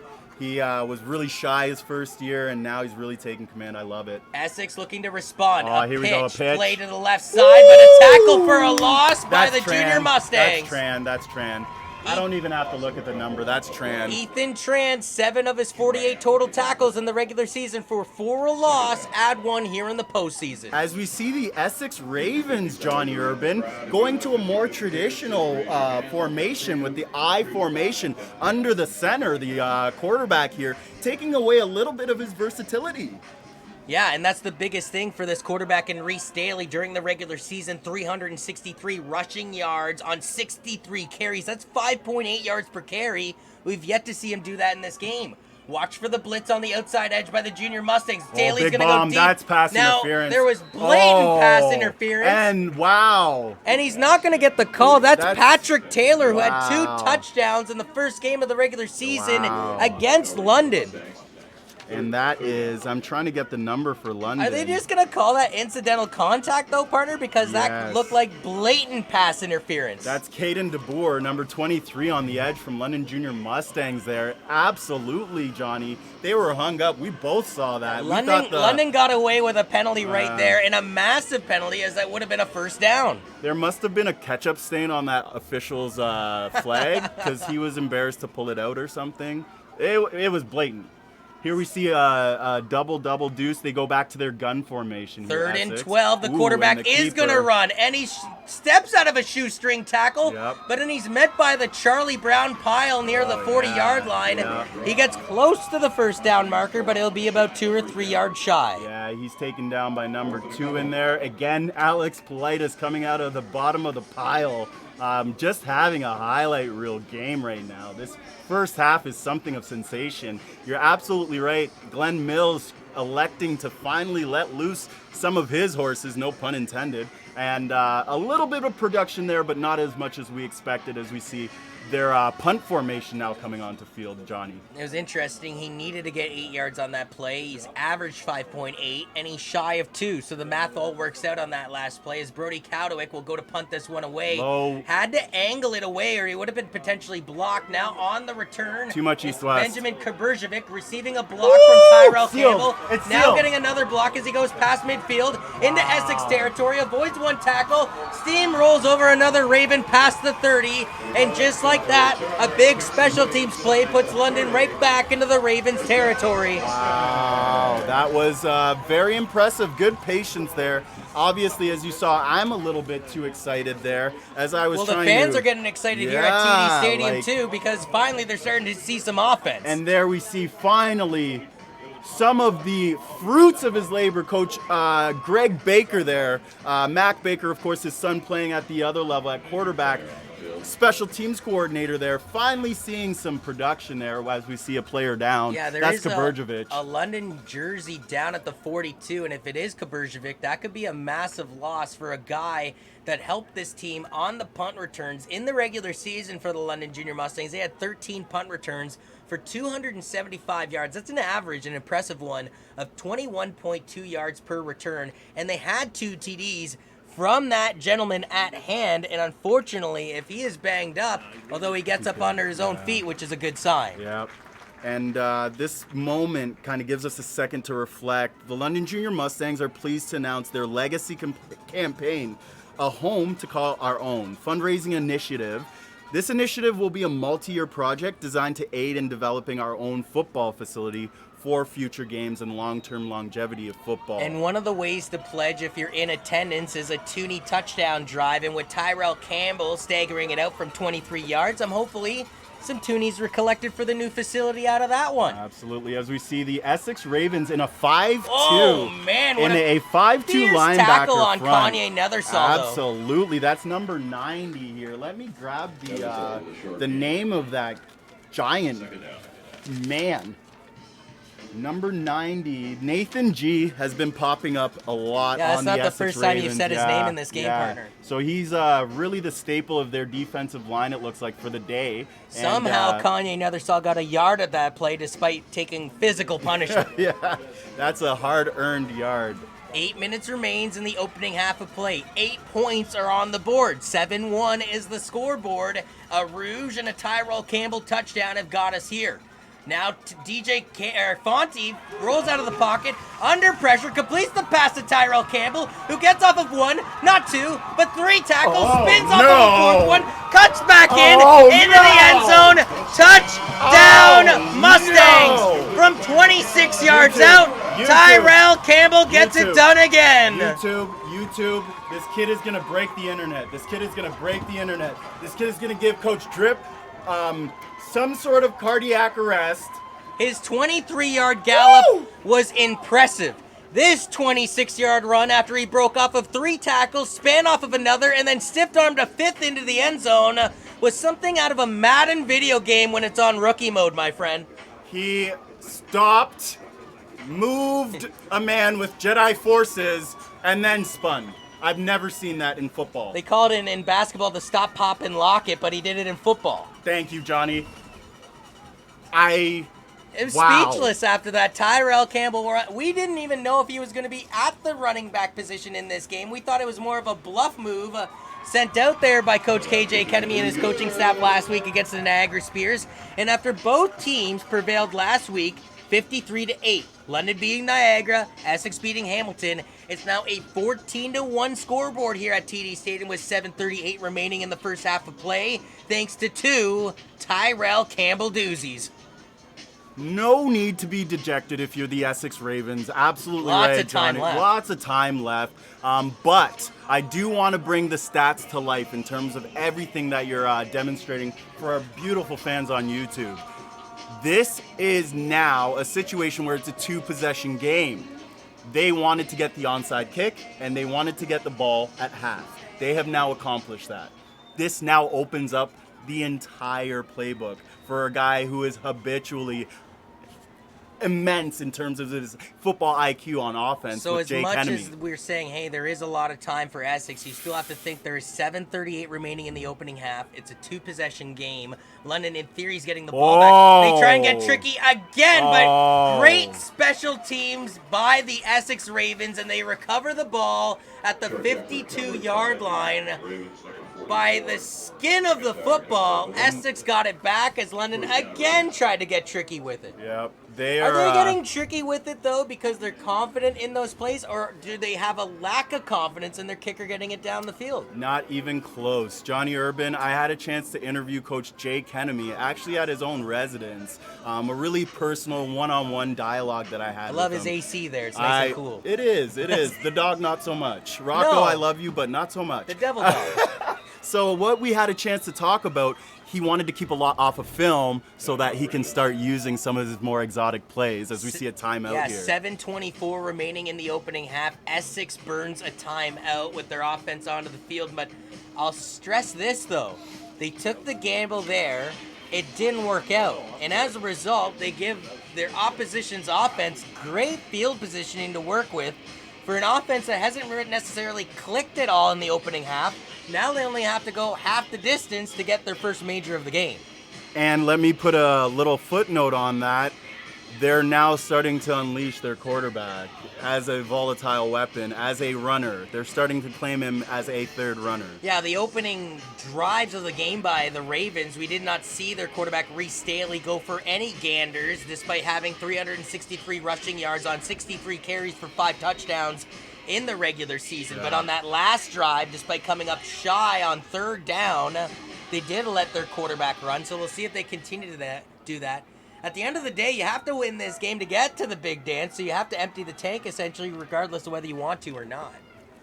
The quarterback right behind the line of center here on this 1st and 10 play. It's a run. Politis again.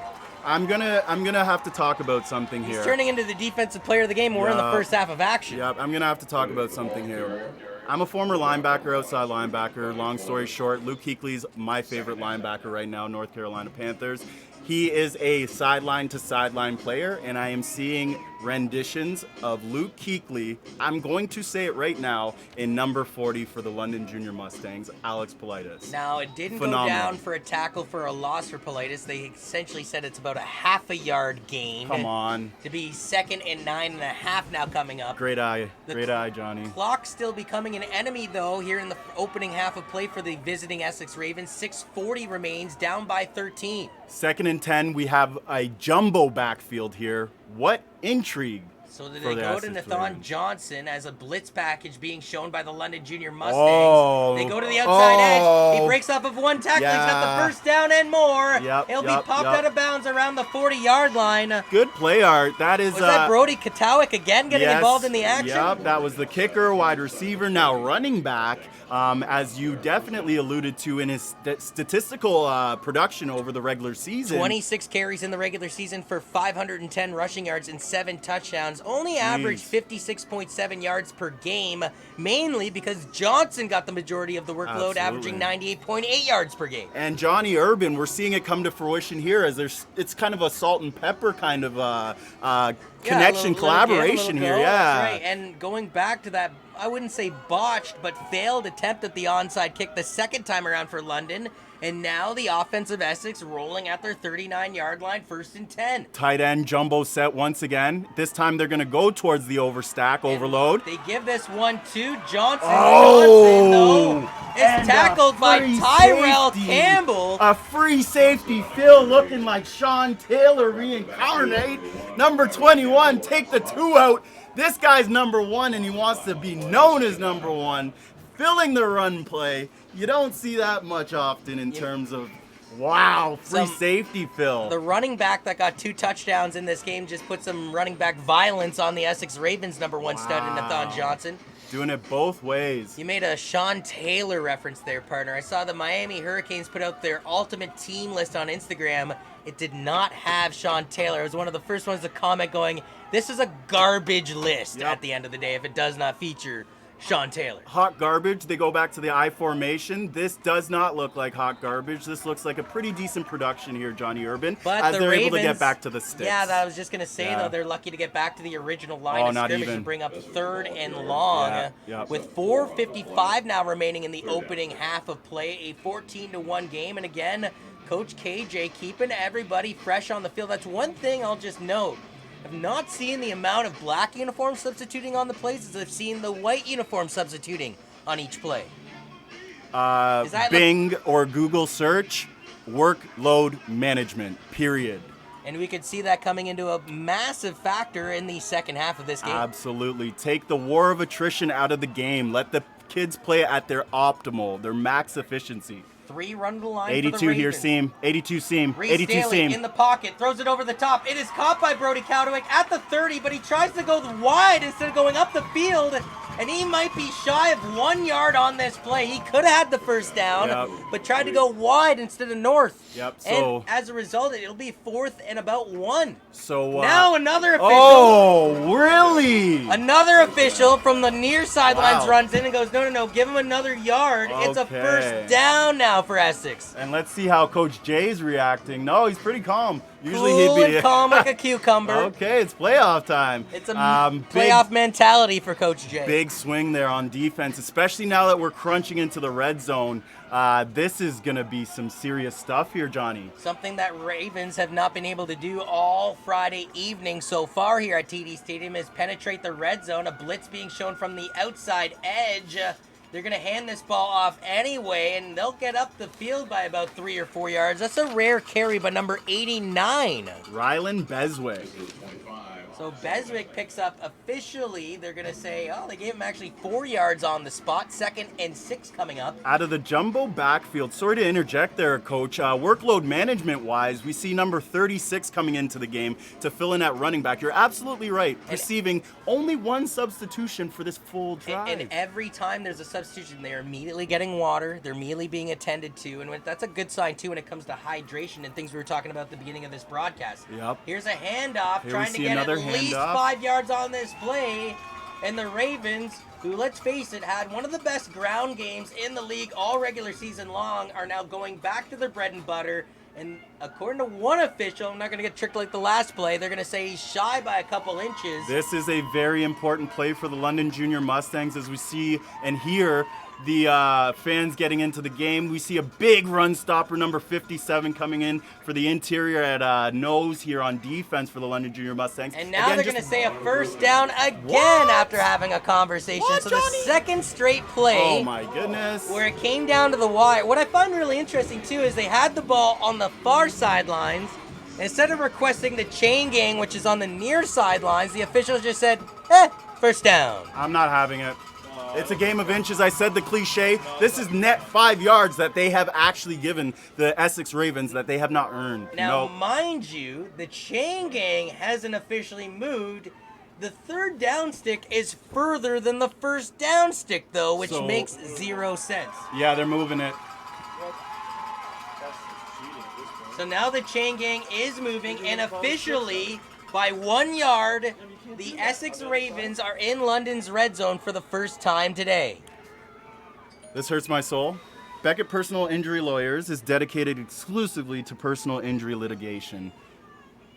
And we'll see if this Beckett Personal Injury Lawyer red zone drive will have any fruition for the Essex Ravens. They go to the ground, and they'll pick up 2 yards on the first taste of it, with 2:31 remaining on the second quarter clock. Yep, Johnny, and I talked about my psychological battles with Coach Glenn Mills. This is his territory here, so I think we might see number 11 start to see some flashes of brilliance here as he starts to open up his playbook, more so in the red zone. I believe Coach Mills and Sun Tzu shared similar rooms when it came to the Book of War, The Art of War. Yes. As he plays psychological warfare with all of his opponents. Reese Daly, the quarterback, goes right behind the center here on this second down play. Looks like a handoff, though, and the London Junior Mustangs not falling for it. It won't be a tackle for a loss, but they hemorrhage the bleeding to just about a yard. Yep, bend don't break defense. That's the most you can ask for if you're the London Junior Mustangs. And that was number 57 as well as... And you see 57 subbing off now. So going again back to that adage, they continue to rotate people on and off the field as number 57 will come off on this affair. It all makes sense, YouTube viewers. I had Mr. 57 himself message me online on social media asking if he could run with your boy Coach Drip. And now we see where it comes into play on the football field. So again on third down, they're going to go to the run again. Oh, and he is touched by everybody on the London Junior Mustangs. And a little frustration shown from the quarterback walking away from this with fourth down coming up. Good eye. I mean, I know Essex doesn't want to settle for a field goal, but I feel like in a championship dance here in the conference finals for the west of the OPFL Bantam scene, you have to take the points when the game is willing to give them to you, and they have the potential to get 3 points here. Not even batting an eyelash here, Johnny Urban. It looks like they're keeping their offense on the field, and it looks like they're going for it. A gutsy call by Coach Glenn Mills. It looked like he was just orally dictating it, and I think this might be Tony Romo moment. Now with fourth and 5, though, are they trying to get London to jump? And if London doesn't jump and give them free 5 yards, they'll just burn a timeout and they're already in motion. Yes. So in the pro set, Essex going for it on fourth down. They're going to go to the end zone. One-on-one coverage into the end zone. Touchdown, Ravens. The ball is caught in the end zone by Patrick Taylor. It's a touchdown from 14 yards out. And that was number 20. Well, a gentleman in a white uniform simply got beat in one-on-one coverage And down that the near was, sidelines. That's actually the hardest catch to catch, actually, if you're a wide receiver in the game of football. Over the shoulder, phase one technique by the DB. He's in your corner pocket hip, the interior hip to the quarterback. Tough catch, great catch. Patrick Taylor, who had 90 yards and 2 touchdowns back on May 12th here at TD Stadium, catches a 14-yard bomb from his quarterback, Reese Staley, on a fourth down conversion. Huge play. And gets the first touchdown of this game for the visiting Essex Ravens to bring them within 6 after the extra point in a 14-8 ball game. Huge play, Johnny. As we saw, the PAT was good for the Essex Ravens. I want to note that it was 82 Brody Stroviak for Essex Ravens who was kicking as opposed to holding, which strategically you want to see your star maker have the ability to control the flow of the play. That's if right, you will. at the holder position. At the holder position. We saw number 12. Let me get you the name. Braden Miller, the backup quarterback, actually holding for Mr. number 82. And let me get you his proper name. That's Brody Cowdewick. Brody Cowdewick. Now, Brody does it all. We were talking about that earlier. As he's back out 510 to rushing kick. yards, 271 receiving yards. But be careful he here. kicks the ball too. And number 95 is lined up here with some intrigue. Maybe they respond with their own trickery. Angelo Romello is listed as another kicker.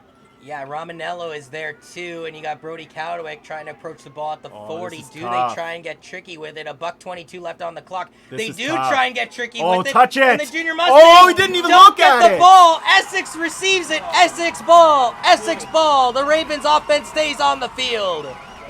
Oh my goodness. This the man thought, is a classic playoff football game here at TD Stadium. We've seen a little bit of everything, and there's still 1:21 left in the second quarter. I'm in heaven right now. I told you guys, I'm a former special teams coordinator, and I've watched in one game 2 onside kicks. Bill Cower, Sean Payton, check.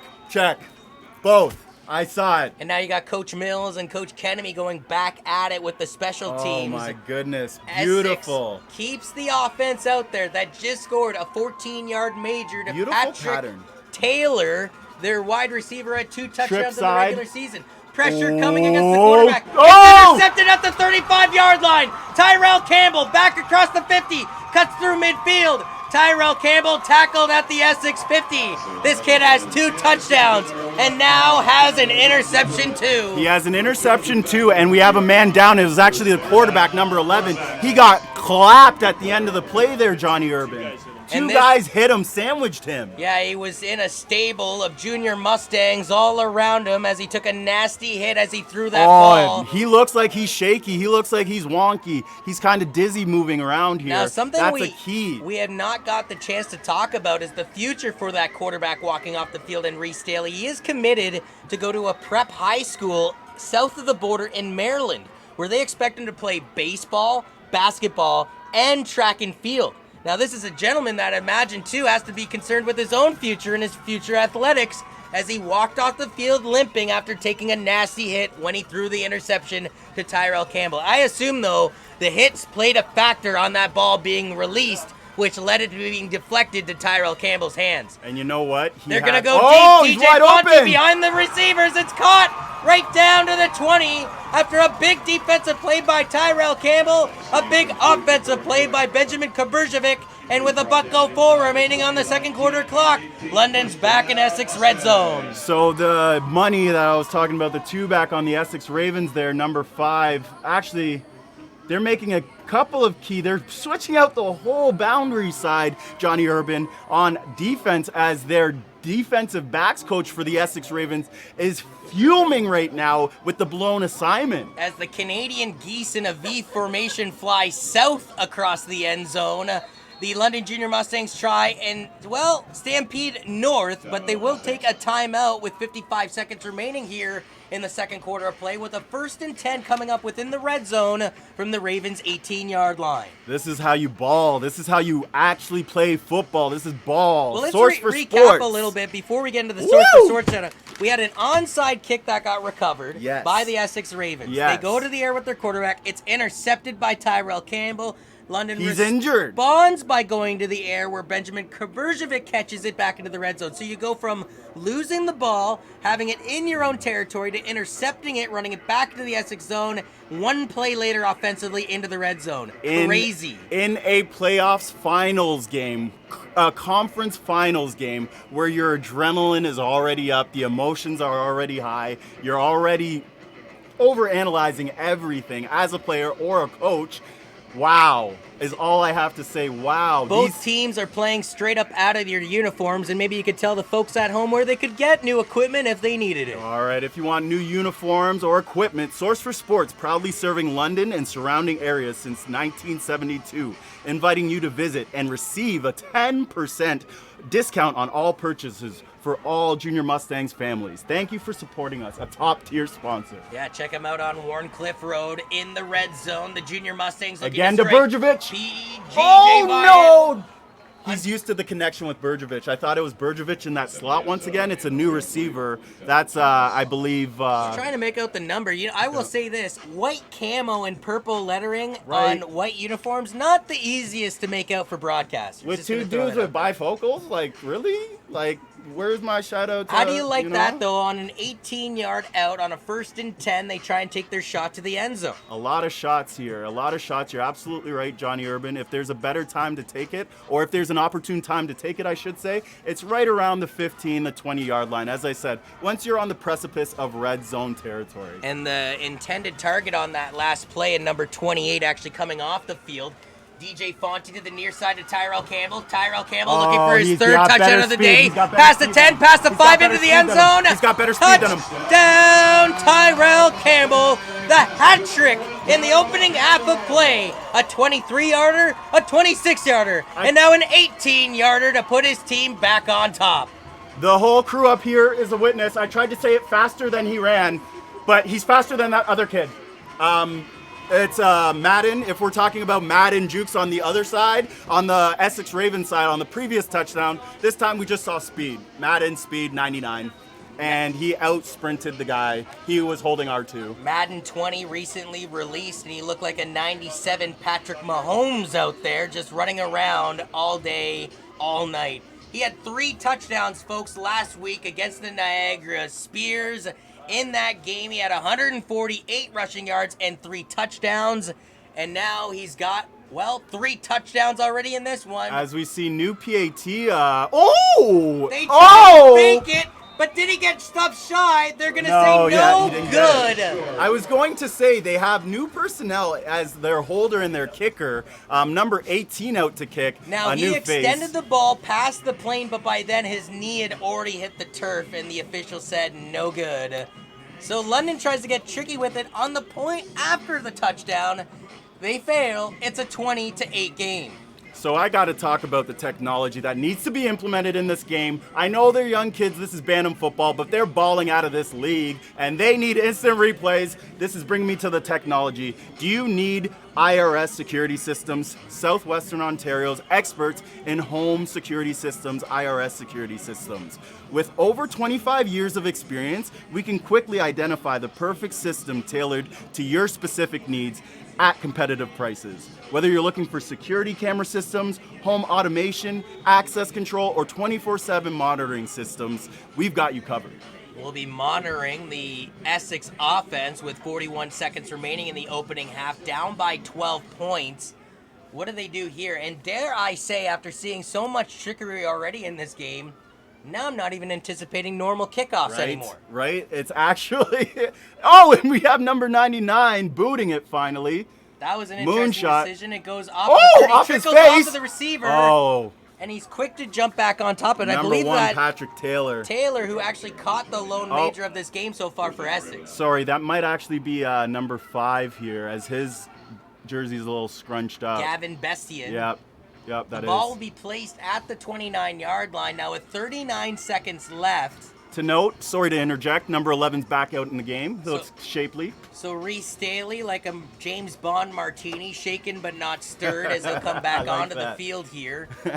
And we'll see with his team down by 12, but only 40 seconds left on the clock. Anticipating big pass formations, London Junior Mustangs only sending 3. Almost get to the quarterback. Staley over the top through double coverage. He got touched twice. Incomplete pass with the intended target on the play Brody. being Kevin Neve. Oh, no, it's Kevin Neve, and he's slow to get up as he was kind of, it looked like he took a knee to the ribs there. It might have been his knee going off the turf too, Parter, because he tried to adjust to that low thrown ball by Staley, but Staley, to his credit, is being put into the pressure cooker in that pocket recently. Yep, and I know personally I have a close relationship and fondness for both Caden Jalajal and Taryn Jalajal, a coach there on the defensive line for the London Junior Mustangs. He teaches bat and SWAT techniques.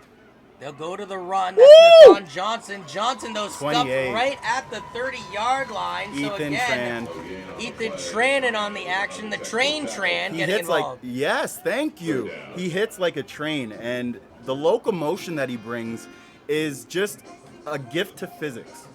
It's a gift to science. We got a timeout on the field here with 30 seconds remaining and a 3rd and 9 approaching. And if you're the London Junior Mustangs, what exactly are you saying to your team, knowing that the Essex Ravens, they need 9 yards on this next play? So precisely what I was trying to get to and insinuate earlier, Johnny. Basically, they have 3 up on the line on the defensive front. It means you're not committing a lot to getting to the quarterback, but we even still saw pressure, which is elite pass rusher levels for the London Junior Mustangs. It means you're having a whole 8-man front.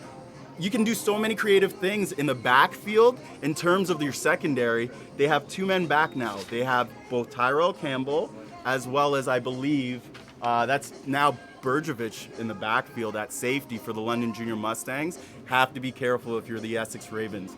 They already know you need to gamble in order to get that 2-possession game back.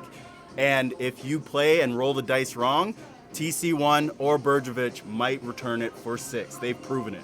Final minute of play here in the second quarter, brought to you by Hot Italian. Some of the best sandwiches in the Forest City is brought to you by Hot Italian. They got some pretty good cannolis too. As I know, we go back into the action here on 3rd and 9. Reese Staley with 3 swagging to the line and 3 options to his right side. Just on a handoff, but it goes right up the gut. It's a first down. The ball comes loose. Who's recovered it? I believe Essex has recovered it. The black uniforms are saying they got it, and they do. It's a first down for the Ravens, but they had to hold their breath there for a moment to get it. Yep, great heads-up recovery there. I'm trying to get the number. He's kind of sheltered there. Oh,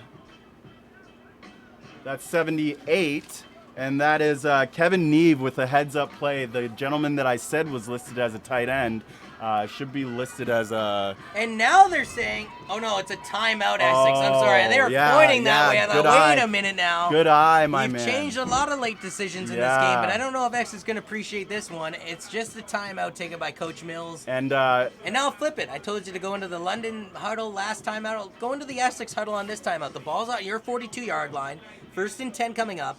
22 seconds remaining. Now, the only concern I'd have is for Reese Daly, a guy that has thrown throughout the regular season 36% of his passes completed, 8 touchdowns and 4 interceptions.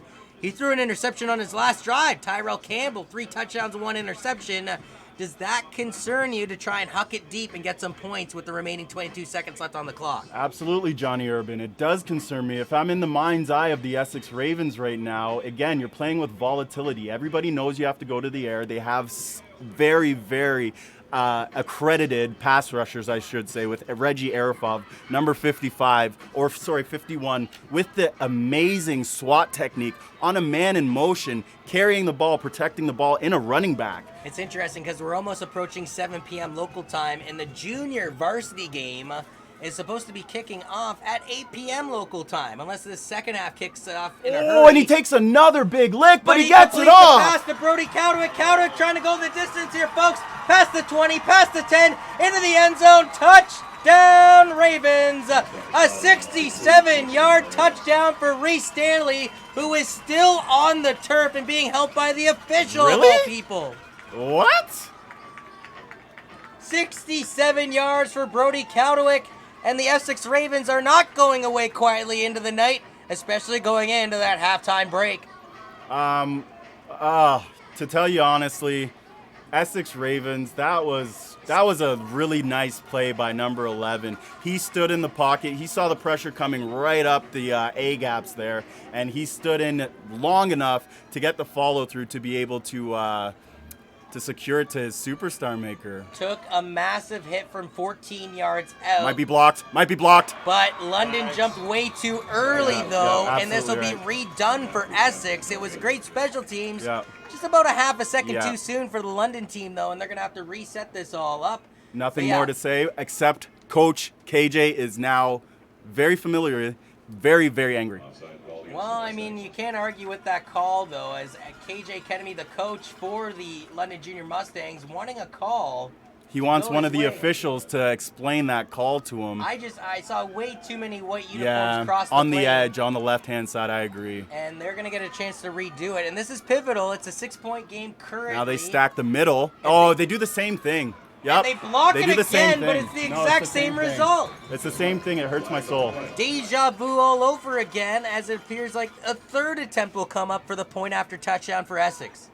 Going back to my original point, though, Reese Daly, their quarterback, who's set to play in a prep school in Maryland, multiple athletics this fall, took a massive hit to make the play for 14 yards out to Patrick Taylor for the first touchdown of this game.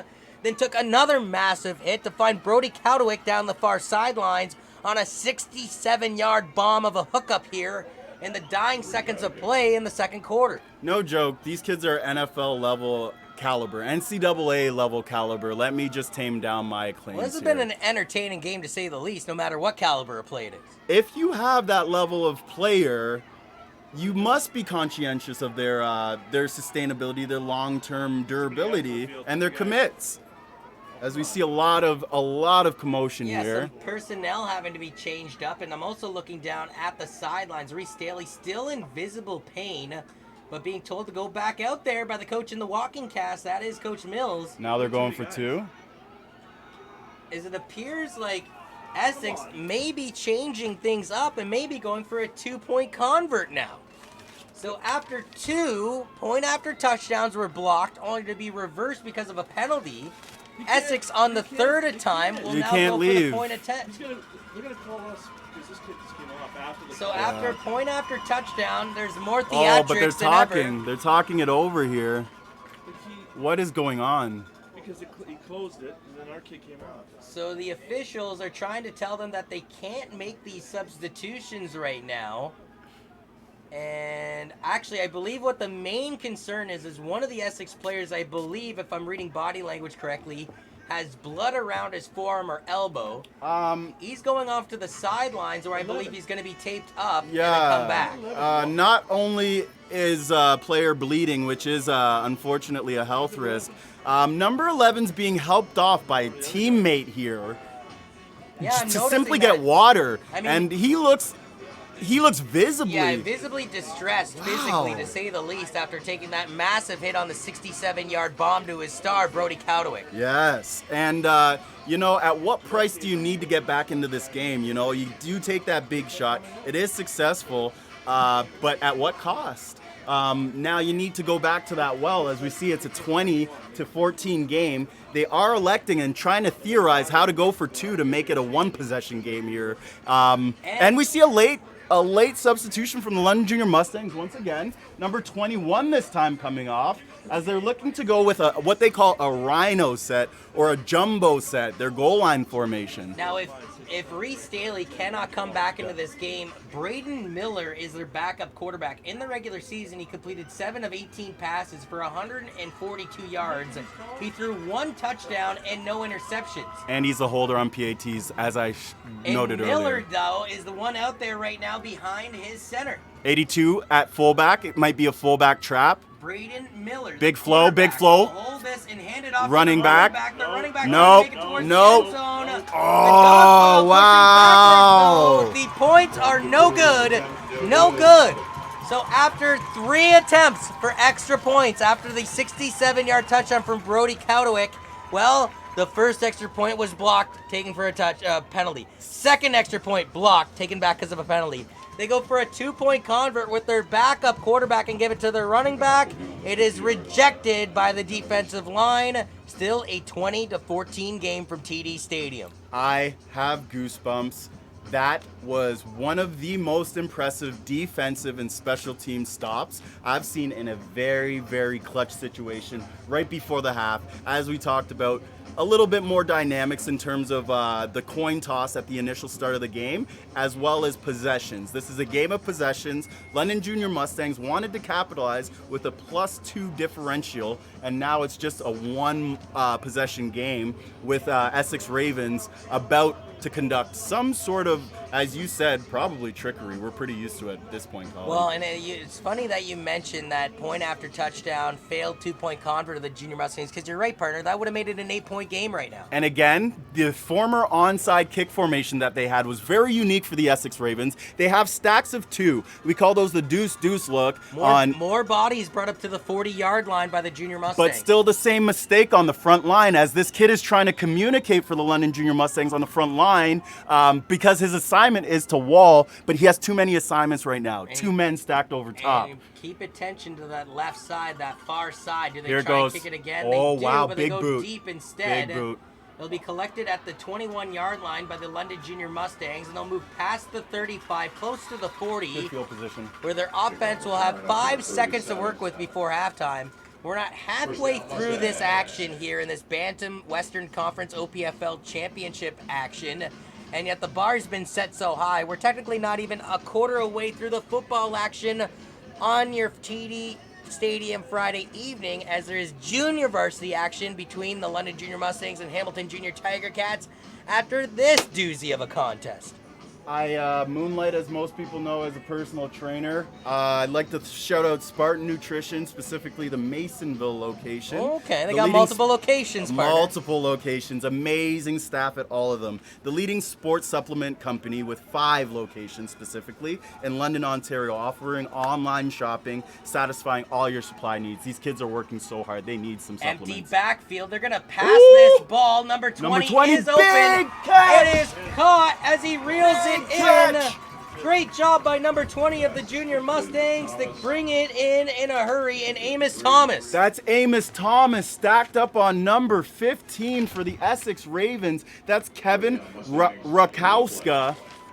Just unfortunately, in terms of biology, just a little bit too short there against Amos Thomas, Johnny. Now, interesting, the clock had hit 0, but the officials are going to let them play one more play. And what do you do if you're in the mind of the London Junior Mustangs here, Johnny? Barring a penalty, this could be the final play of the game. An empty backfield yet again, so London's going to pass for it. No, they're going to jet sweep. No, it's a flea flicker. Music Ours, City is he Miracle. going to throw it, though? No! He pump fakes twice. Now he's going to go for a run as Amos Thomas will get up to the 50, and he'll be hit.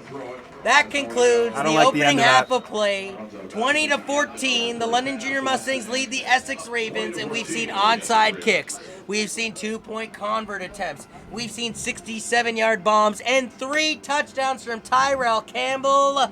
Oh yeah, we still have 2 more quarters to go in this OPFL Bantam Classic for the Western Conference Championship.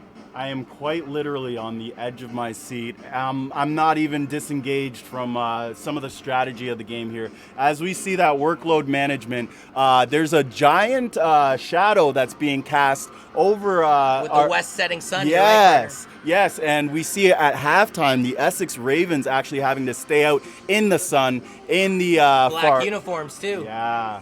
Well, and this is unique too, even with, you alluded to the JV game that we have coming out early to try and warm up. I wonder if the officials are going to tell them to bugger off, but we'll see as the London Junior Mustangs, by the way, also staying out on the field with their JV team taking over the locker room. So lots of teams within the games going on. Yeah, Johnny, so much football action. We're like literally trying to keep up and try to tell our viewers at home how ridiculous this game has been. As you alluded to, 2 onside, phenomenal, beautifully scripted plays.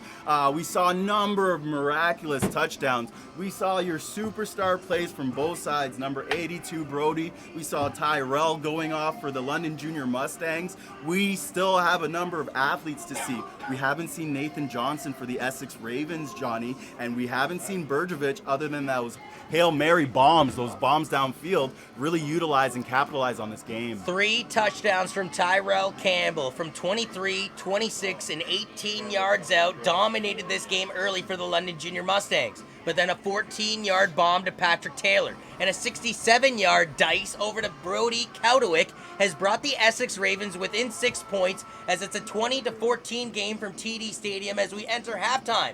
For Jean McKay, I'm Johnny Urban. This is the halftime report here from TD Stadium at Western University here in London, Ontario. We got second half football on the other side of this break.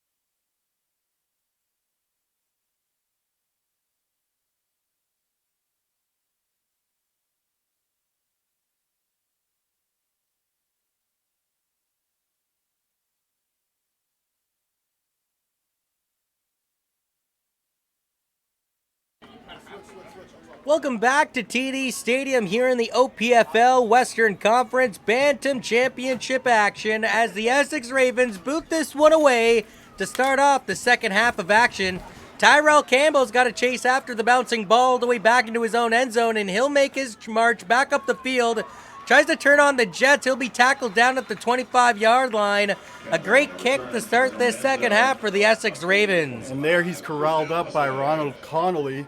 As fans, YouTube viewers, I got a chance to do some of my experiments with Coach Drip's corner, Jama's fan zone corner.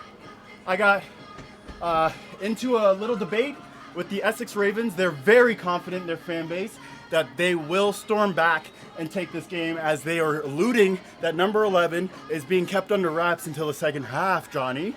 Okay, On the right. London Junior Mustang side, sorry, I took the whole flight of stairs. I sprinted them. They need to bring in the John McKay elevator to TD Stadium. Yep, I'll still do the stairs.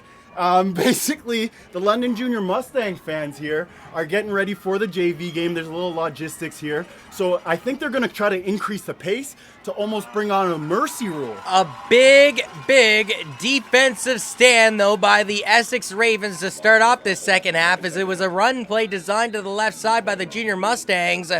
And there is a Junior Mustang. I believe that's Kanye Nethersall down after that play. Yep, he's down. It looks like an ankle injury. It looks like he was rolled up on. Again, Nathan G. of the Essex Ravens there looked like he is a big dominant force there. A huge weight discrepancy with the two athletes. And it looks like he, unfortunately, got a little bit of weight on his right ankle. Essex beat these London Junior Mustangs here at TD Stadium 34-27 back on May 12th in a two-part contest over the course of June at Alumni Field at Windsor's University's campus. London beat the Essex Ravens by a score of 21-16. And now here at TD Stadium in the playoffs, for everything on the line, it is a 20-14 contest at halftime. And now here with 11:15, I should say, remaining in the third quarter, as Kanye Nethersall appears to be okay as he does get to his own feet. Not putting a lot of pressure, though, partner, on that left leg. Oh, no, yeah, you don't want to see that. Basically, the two indicators, especially from sky level, is if they get up under their own volition or if they need help being carried off. And here he needs tremendous help being carried off, as it looks a little bit more significant. He is the third wheel of that superstar trifecta as well there, Johnny. But he's the one that I would say is opening up those opportunities for a Tyrell Campbell to come Precisely. in and make a big play. He goes backwards, though, does Nethersall on that last rush. 3 yards thanks to the great defense of the Ravens. 2nd and 13. DJ Fonte takes the ball. Play action. Throws it to Tyrell Campbell. Campbell catches it at the 30 as he's quickly tackled down. He'll bring up 3rd down and about 6. Wow. Oh my goodness, I've never seen this at the Bantam level. The left guard is not being paid millions of dollars, but I believe it is, the right tackle there. No, it's the left tackle with an amazing block there. Continue. 379 receiving yards in the regular season for Campbell. Now they have a man behind the secondary. It is caught. First down, London, and he spins off of a tackle. 40, 30, 20. Mama, there goes that man. End zone, touchdown, Junior Mustangs. It's an 80-yard hookup. And number 82 very courageously tried tracking down the runner there, the scorer, and that's the star from Essex Ravens, unfortunately depleting his gas tank on defense a little bit there too on that miraculous 80-yard run. Ethan Tran literally just cut his receiving yards from the regular season over the course of 8 games in half. He collected 132 receiving yards and 2 touchdowns. Well, he just collected 80 yards and a touchdown in 1 play. And now that my brain is working once again, sort of, seeing all this excitement, I was downstairs. I want to shout out to our YouTube viewers, the Mendoza family tuning in all the way from Argentina. Thank you so much. So we're getting... PAT, ooh. High gets snap. over that crossbar. It is good, so it extends it now to a 27-14 lead for the Junior Mustangs over the Essex Ravens with 10:18 remaining here in the third quarter of play. And you mentioned it just a second ago, Man, oh man, not for broadcasters, not just for fans or the millions watching around the world on YouTube, but this game hasn't provided much breathing room, much break time. This has been action-packed, play after play, trickery after trickery, bomb after bomb. We've seen a 67-yard TD from the Essex Ravens, and I've seen an 80-yard TD from the Junior Mustangs. Oh, my goodness gracious. I feel you, partner. Oh, my goodness gracious. Is this not some football? Is this not some great football? And if you are tuned into this game in the London and surrounding area, you still have time to make your way down to TD Stadium. It's going to be set up for an 8 p.m. kickoff. I have a feeling it's going to be pushed back, though, folks, and that's the Junior Varsity Western Conference Championship in the OPFL between the London Junior Mustangs JV team and the Hamilton Junior Tiger Cats. Now, much like the Essex Ravens have always had London's number in the Bantam scene, as we get an onside kick attempted and once again recovered by 44 of the Essex Ravens and Carter McIntyre, their leading tackler from the regular season. But he didn't get it done with a tackle that time, partner. He got it done by recovering a third attempted onside kick of the game by London. Are they going to the well too often?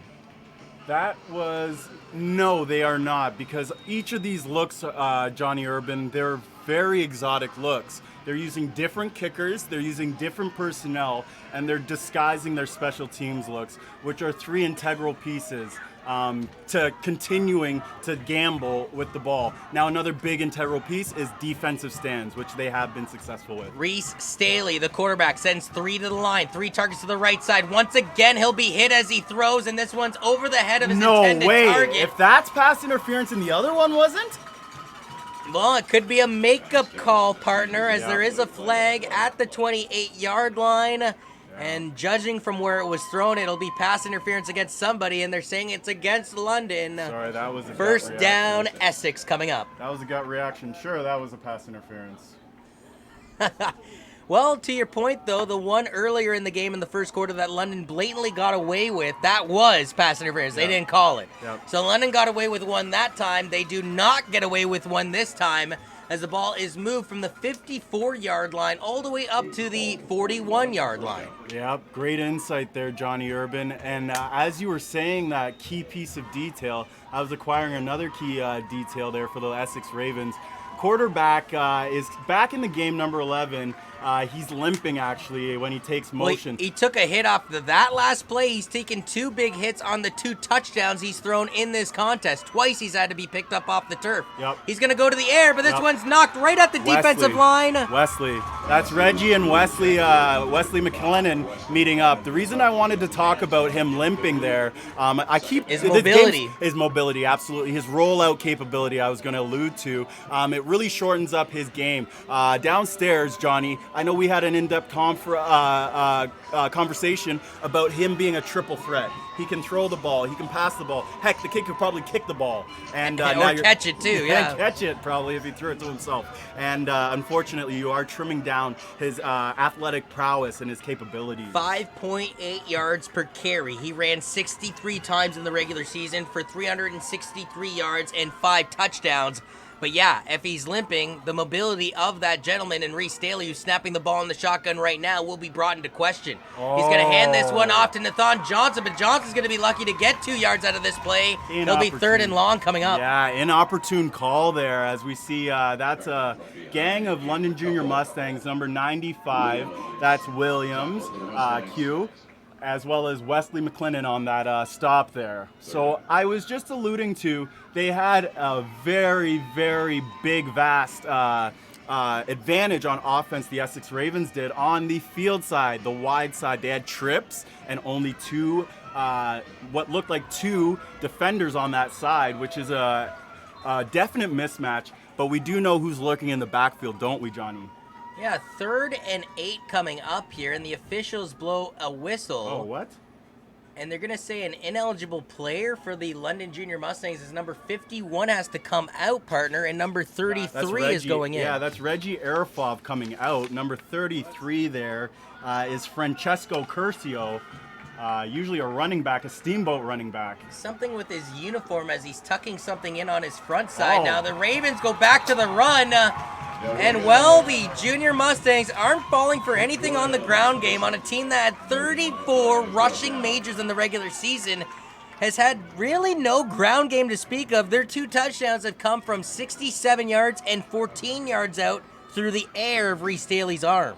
After this game, Johnny Urban, I am going to walk up to a London Junior Mustangs Bantam Division player and shake his hand as a man because he played a man's game. Alex Politis led the charge there for the London Junior Mustangs. We have called his name probably in the double digits at this point. A cornucopia of times, as he will be having his name etched into the defensive player of this game, I am sure. Love it. Brody Cowdewick will punt this one away, give or max take protection. from his 45-yard line.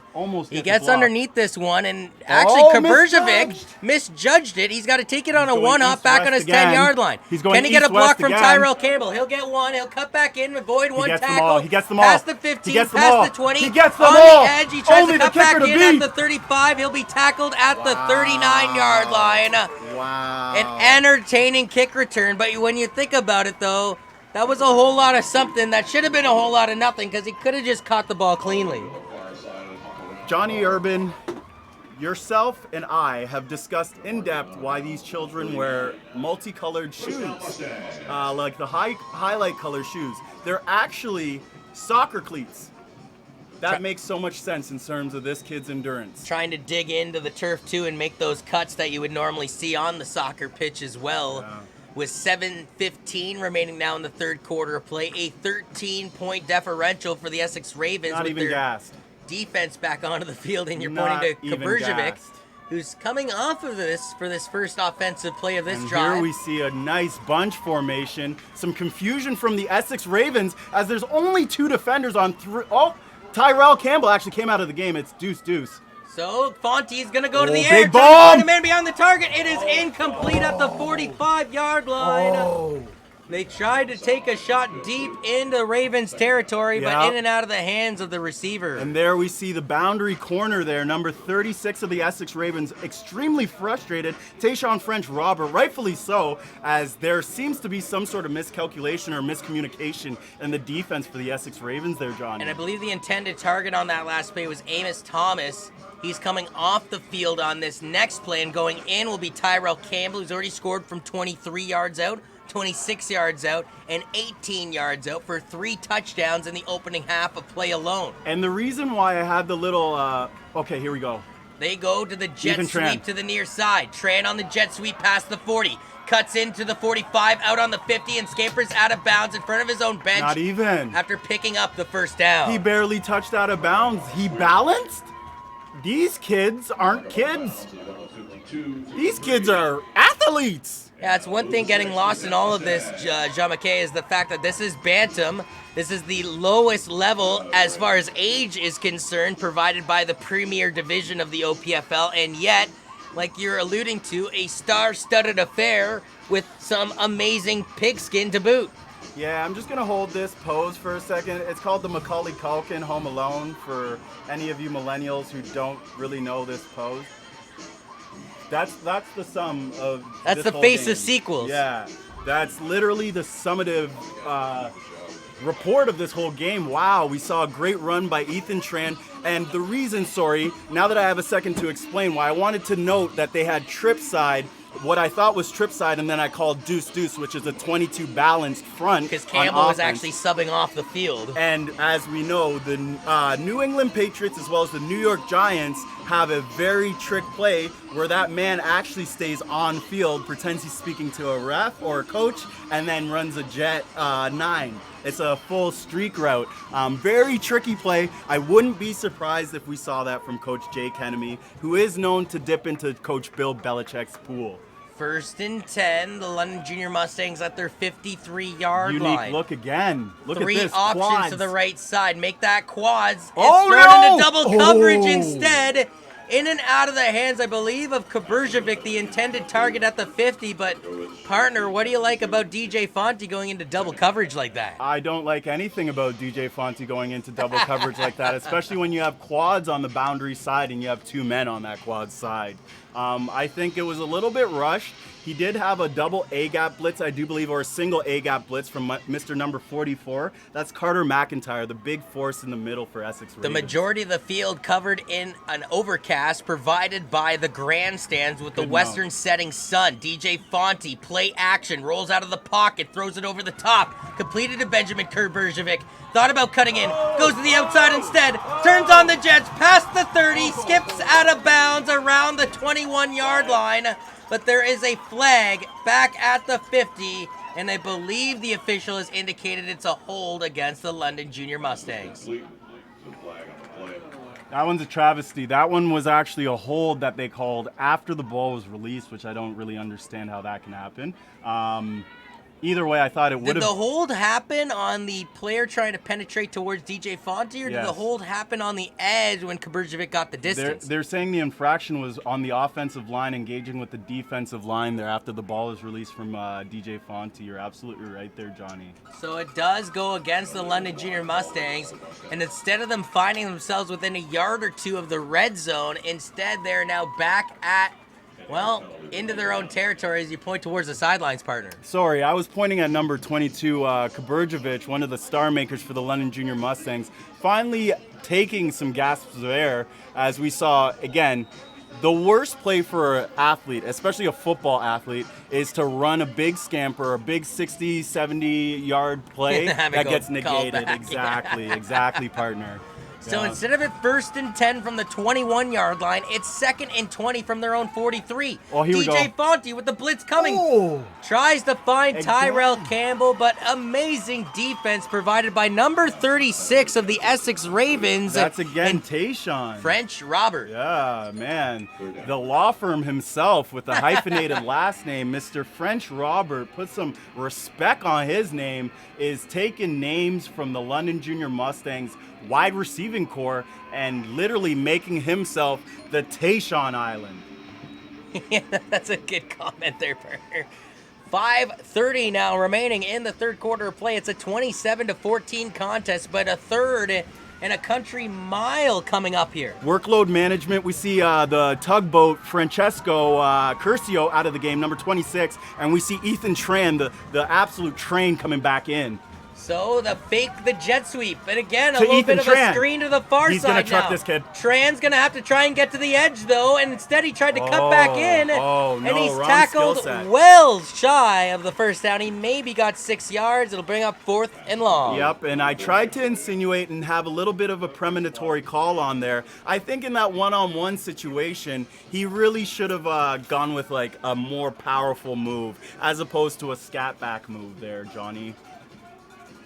So with 4:51 now remaining in the third quarter clock, the London Junior Mustangs offense, unfortunately, stuffed on this last drive, as that was potentially, and I do say potentially because we do have a lot of football left in this one. We have a couple of players down here. Sorry to interrupt you there, colleague. This one, I can't make out the number. I want to say 56. Zachary Clark. I might be mistaken here for the Essex Ravens. I don't want to put any disrespect towards an athlete who's down. Well, so let me make sure I get the name right. It is number 36. Oh, that's actually the Tayshawn French Robert. That's the law firm himself actually pulling the Shutter Island rendition with Tayshawn Island. Now, I think one thing I want to throw back, though, is we think to the beginning of this game, constant substitutions from the London Junior Mustangs. Wow. Not a lot of substitution from the black uniforms. And not to say that, you know, you have to substitute on every play, but the Battle of Nutrition would say in the second half of the ball game that the team in white is going to be awfully more fresh, as Kurberjevic sort of boots this one to the far sidelines. Not his most impressive punt of the season, as this one goes out at the Ravens, they're going to say 48-yard line. I'm going to use some big words here. Dualistic exhaustion there. We saw it from 22. Whoa, I got to bring out my dictionary on that one. Both ends of the football field, on offense and defense, we saw exhaustion. We saw it from Tayshawn, French Robert there, a little bit fatigued after putting in some good work on defense. And Kurberjevic, as we talked about, the negated play there, the long burner play, just couldn't get some fuel on that boot there. You imagine this is a massive play for the Essex Ravens, trailing by 13 Quads. points here with 4:15 remaining in the third quarter. Quads Three field run side. to the line, 4 options to the left side, thrown over the top. Pass is complete. Brody Cowdewick down at the 34-yard line, Wow. and they quickly go from their 49 to their opponent's 33. Okay, so the kid, number 11 here for, that's Rice Staley, showing exactly why he's a Southern commit there with an absolute impeccable window that he just hit there in between the safety and the linebacker to connect with his star maker, number 82, Brody. Yeah, Brody Cowdewick had to be very impressive on Quads that again run. here, coach. Very similar route. He looks to his left side Big to that bomb. quad formation.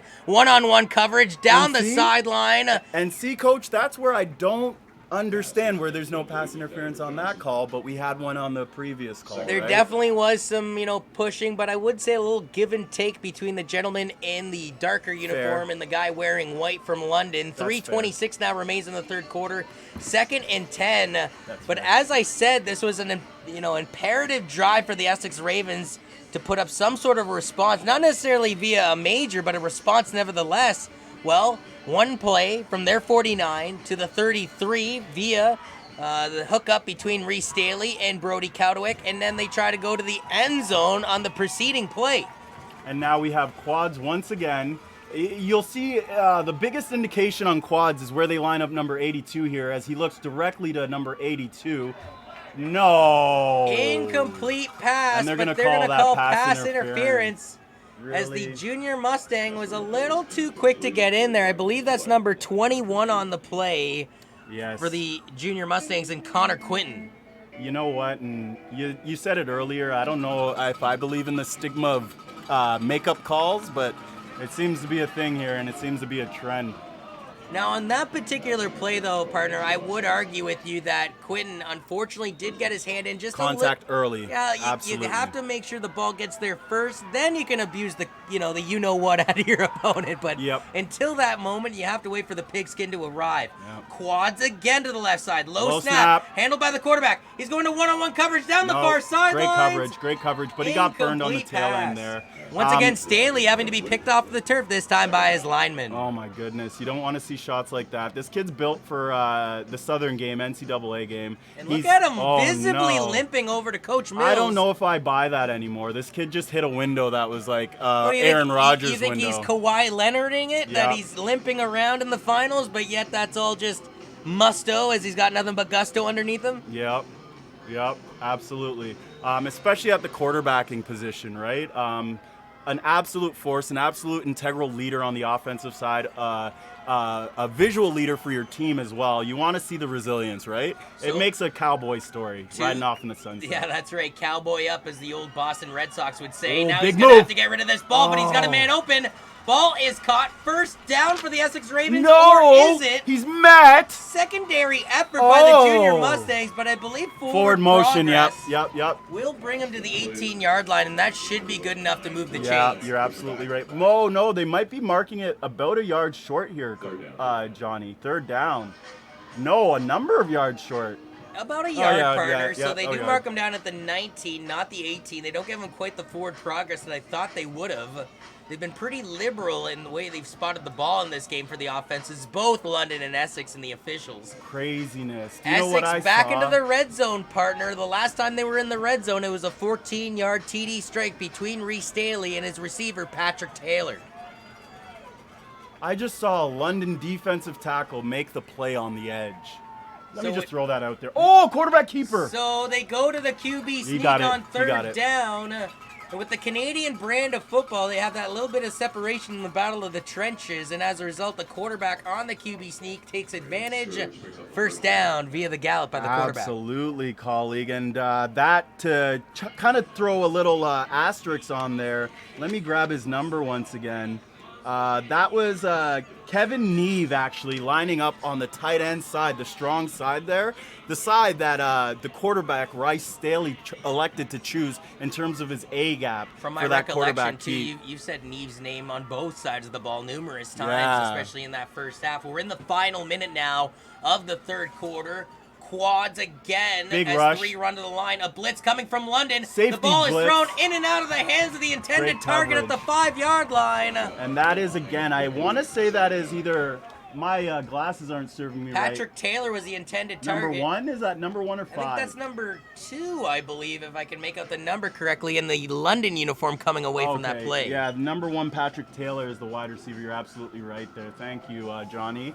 And it looked like a surefire play as we saw an all-out blitz from the London Junior Mustangs. Rice Staley recognized that, got the ball out early. That's on the wide receiver to make that catch, Johnny. Timeout taken by London here with 37 seconds left. Now, colleague, I know with a 13-point lead, 37 seconds left in the third quarter, that timeout, you'd rather be safe than sorry on the defensive side of the ball with your opponent in your red zone. However, championship dance, Western Conference Finals. These teams are meeting for a third affair here in 2019 with it all on the line to go to the OPFL Championship. Taking a timeout here in the third quarter, I have a feeling that could play a factor late, and I mean fourth quarter late in this game. Oh my goodness, there's so much to digest right now. I can't even spew out all the information, both objectively as well as subjectively, that I'm trying to get to our viewers as well as everybody at home. We'll projectively get it to them. Yes, we'll project, okay? So basically, this is the sweet zone that I talked about for Mr. Mills. This is his bread and butter. This is the exact situation that he wants to scheme and plan for. Strategic timeout. London Junior Mustangs, we saw them have a miraculous bend don't break situation over here on the goal line. They have to replicate that in order to come away victors on this stand. The Ravens sticking with this 3 swag to the line, 4 to the left side option. Once again, one-on-one down the far sideline. Beautiful coverage. Beautiful coverage. Incomplete pass. Beautiful coverage, and I think it's a new man on the perimeter there, number 12, and for the London Junior Mustangs there. And just want to go back, though, to this play formation that we're seeing offensively from the Essex Ravens, constantly having 3 guys run to the line,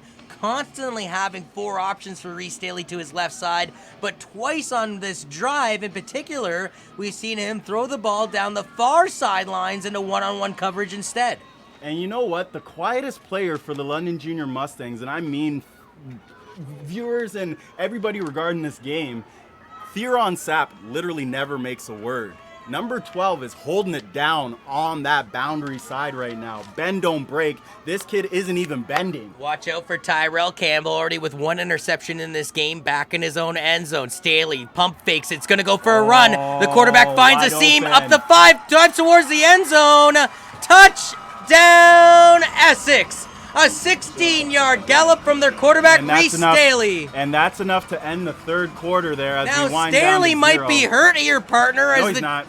The team is calling for the trainers right away, though. That was ignorant. He may be hurt. You're absolutely right. He's okay. You know what? But this guy, I'll give you an example. Chris Merchant, the quarterback for the Western Mustangs, took on this crash test dummy-like mentality in the Mitchell Bowl last year against the Saskatchewan Huskies, where he literally put his body on the line to make sure that his team came out on top. That reminds me a lot of this performance we're seeing from Reese Staley here. He is putting his body on the line. He took a mean lick on the 14-yard TD catch from Patrick Taylor. He took a meaner lick where he actually was picked off the turf by the official of all people in a 67-yard bomb to Brody Cowdewick. Now, from 16 yards out, the quarterback says, hey, I got to do it myself. Michael Vick-esque dives towards the end zone with his body on the line, and he gets injured as a result, but not after getting a touchdown. And let me remind you, that's a guy that had 5 rushing touchdowns during the regular season. Absolutely, partner, and this is pivotal right here. Big block. So big block. They block big it, block. but big guess block. what happens again? Big More block. flags. What? So every time London has come off of the near edge for that block, partner, they've done it successfully, but why? Well, because they're offside. I am a humble man, viewers. I have called 4 for 4 blocks, and there have been 4 for 4 flags. Tony Romo, I need a piece of your paycheck for your next NFL broadcast because I'm doing my best Romo-damus impressions. So 3 blocked kicks, 3 overload penalties. left, overload left, another penalty. Come Here's on! another one. Now the kick this time is good. And even if it's against the Ravens, I'd imagine they would just tack that on to the kick after. So it'll bring the score to 21-27 in favor of the London Junior Mustangs here from TD Stadium with 1 quarter remaining in the OPFL Bantam Western Conference finale. And viewers, along with my partner Johnny Urban, let me just update you on Coach Drip, Coach Jama's fan zone here. I'm taking a look.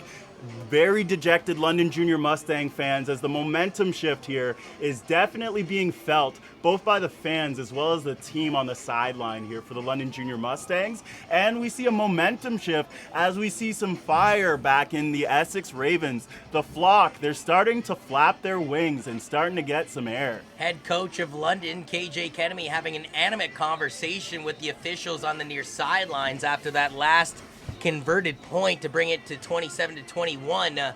1 quarter remains here from London, Ontario, to see who the best in the West will be to battle in this same stadium at this same location next week for the OPFL Championship. Tomorrow, we find out who the Beasts of the East are as the conference dance will take place from Jacob Hessler Secondary School in Cambridge as the host Cambridge Lions take on the Ottawa Sooners. Thoughts on that game, partner? I'm trying to digest everything here. Cambridge Lions, obviously a highly touted top-tier team in the conference right now, but we never disregard Ottawa Sooners. Penalty on that last point after touchdown was against London, meaning that Essex is booting this one from midfield. And we know Kaburjovic has habitually had the ball overshot over his And over his head. Essex has pulled off already an onside kick successfully in this game. Do they try and get tricky again? No. They just boot it down the field, but not a lot of mustard put on this one. Kaburjovic lets it go But it behind ran back him into the again. end zone. So this could be another rouge if Kaburjovic intentionally takes the knee. Now, the only reason why I think that is a smart play, partner, is they were already down by 6 in the Ravens, so now they'll be down by 5. So regardless, they need a major, not a field goal. Yeah, absolutely. And for Kaburjovic's sake, he must have thought there's no way I'm going to get 35 yards of real estate on this return, given where those black jerseys are. He intentionally concedes the rouge. It places the ball for his offense, though, back at the 35-yard line, providing them more real estate to work with. Heads up play by Kaburjovic. Unfortunately, colleague, I want to disagree and amend what you just said. He's not accounting for the prowess of the kicker right now. This is the 3rd time that the ball's trailed over top of his head. Well, no, both in but I punt have to formations. correct you on this one, though. The ball bounced in front of him and rolled by. and skipped past on him. the previous one, you're right, though. They went over his head. You're right. This time, it bounced past him. So he's getting Absolutely. beaten in every single way possible as London goes to the run to the left side, and they'll be getting up to about the 37-yard line. Oh, no. As TC1 actually is cramping up here, it looks like, with a calf cramp. Oh, geez. And we have an offensive lineman down, so... So we talked about this Ballagrush. And the one thing I want to throw out here, too, as no trainers have noticed that Tyrell Campbell is down at midfield yet, and they have to race out to him. That's As their the start. Essex Ravens trainer... That was great sportsmanship. Yeah, that's great sportsmanship. Fantastic sportsmanship shown by the Essex Ravens trainer. Yeah. As with multiple Mustangs down, this is kind of an inadvertent timeout for both teams I'm now. not going to alarm anybody on the Tyrell Campbell situation. It's just a calf cramp. I can see The it visually lineman, from however, here. it looks yeah, like an it looks ankle a little bit injury. more serious. I don't know what happened there, Johnny. I think I would have to presume O-line play got rolled up on, but Now, I didn't see it. I know that this isn't going to hopefully play a factor at the end of this game, but they actually ran the final play of the 3rd quarter out 3 times. There was no time left on the scoreboard when the extra point went through. That can't conclude a quarter. But then they kicked the ball off. That also didn't conclude the quarter. Then they just ran that play that knocked out Tyrell Campbell and one of their linemen out, and that officially concluded the 3rd quarter, despite the fact that time had been eliminated in the previous 3 plays. Yeah, and that is... And Tyrell Campbell cannot make it to the bench under his own accord right now. He can't put any weight down on that left leg that's cramping, and that is a huge factor for a guy that has a touchdown from 18, 26, and 23 yards out, a hat-trick performance in the first half alone. I am going to rewind you to the start of this great battle. I said 27-21. Stumble Bumble said something else. Well, Stumble Bumble and yourself, as that's an incomplete pass from DJ Fonte. I believe that was a broken halfback screen design for Amos Thomas that just didn't go to fruition. Yep, and again, we see a little bit of synchronization issues as we see personnel changes unwillfully for the London Junior Mustangs there. Essex Ravens here, they're getting jacked up. As we know, the momentum shift has been felt. Look at their sidelines. Look at their offense. Both by the fans, their sideline. Essex bench is jumping up and down like they're listening to an old House of Pain song. So are the Ravens fans here. It's tangible. It's palpable. It's playoff football, tension. baby. DJ Fonte in the gun, takes a step back, looks to his coaching staff for a possible audible. Oh, wow. They're all looking at it. Snap this ball off Get in a it. hurry. DJ Fonte does snap it, rolls back in the pocket, throws it down the field. Amos Thomas, the intended That's pass target. interference. Yep, that's pass interference. He was in double coverage, and Amos Thomas did a great job to try and fight back to the ball. And he really sold it to fight back. Drew a defensive pass interference. Sorry, I am trying to compliment you at whirlwind speeds there. He's defended by number 21. Absolutely right there, colleague, Daniel Carr. And Amos Thomas, you're absolutely right. A heads-up play by a wide receiver to fight back for that ball. I don't think you'd get a call if he didn't come back No, for that. definitely not. And potentially he's getting intercepted if he doesn't do that either. Yep. It provides an automatic first down. It was a 3rd and 9 for the London Junior Mustangs. That's a massive penalty to take if you're Essex. That's huge. And again, I want to allude back to the war of attrition. I'm taking a look at TC1. He is being treated. He's back up, and he looks like he's poised and ready to play. A little bit of muscle soreness in the calf there, Johnny. More hydration needed, I remember at the beginning. Oh, they got the hand call in. It's a free play as they're going to take a shot down the field. It is caught anyway. Another completed pass, this time reeled in by Rakeem Blackson of all people. In my in-depth flag on the play is going to be false start on the encroachment on the defense. I had an in-depth personal interview with Coach Jay Kenemy where he told me this week they're actually targeting number 21 of the Essex Ravens. That is actually Daniel Carr, who's a dualistic wide receiver DB type.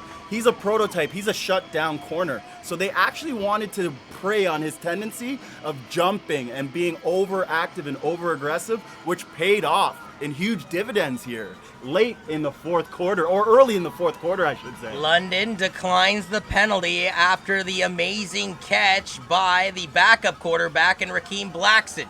They go to the run here, cutting back in and going all the way up to the 30-yard line is number 28 hustling up, and Ethan Tran, a defensive stud and an offensive monster. Yep, and you want those consistent yards. Everybody at home, YouTube fans, if you don't know, I'm a Pittsburgh Steelers fan. I allude to it all the time. Yep. That black and yellow. I don't like Baltimore, Coach Jay, you know this. And he loves Baltimore. January football, running the ball, sledding the ball downhill. We talked about flow, getting these big boys going when it counts, getting them rolling, tumbling in the right direction. And I was wondering, with Tyrell Campbell cramping up, they're who is still going to going. take up for it? Well, it's Ethan Tran, the one stepping up his game. And we totally forgot about Rakeem Blackson, Johnny. Yeah, Rakeem Blackson, we could talk about him a bit more after this Ethan Tran run to the right side. Now, he only needed 2 yards. And I believe he got it to move the chains, but we'll see where the officials mark him down.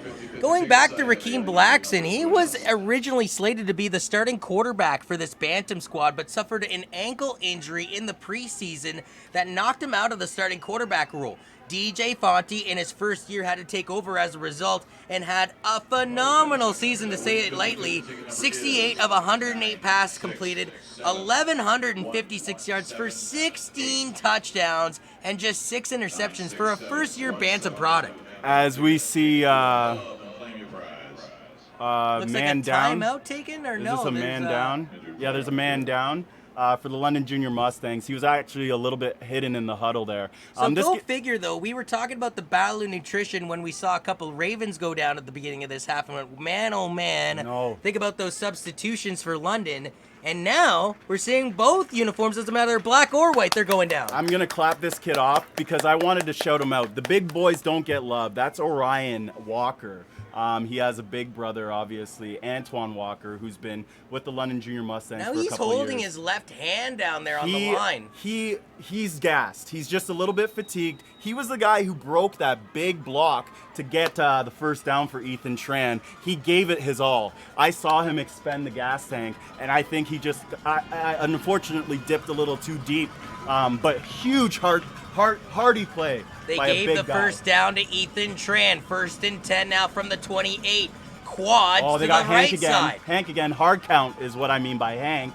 Try to get the defense to jump Their offside. quarterback, DJ Fonte, though, looking Wow. confused, looking Peyton, around. No, that's Peyton Manning mode, and It's he took too long. Delay of game against London. It'll cost them 5 yards here with 9 minutes remaining in this Western Conference final. You know what? It's a poker match at this point. You know, it's high stakes poker. And that was the turn of the river card. Essentially, you're going all or nothing on them jumping offside on the Hank call. There's not much in terms of a contingency plan after that, other than a quick snap. You can't look at your play card if you're the offensive play caller, because then you now need to echo that call to the wide receivers, to your tight end, to the offensive line. It takes too long, Coach. It is massive for London to at least get a field goal on this drive to extend it to an 8-point lead to put all the pressure in the world back on the Ravens. And about 7 more yards they Fonte need to get into towards field the goal end range. zone, has him in. He caught it at the 4-yard line. Rakeem Blackson.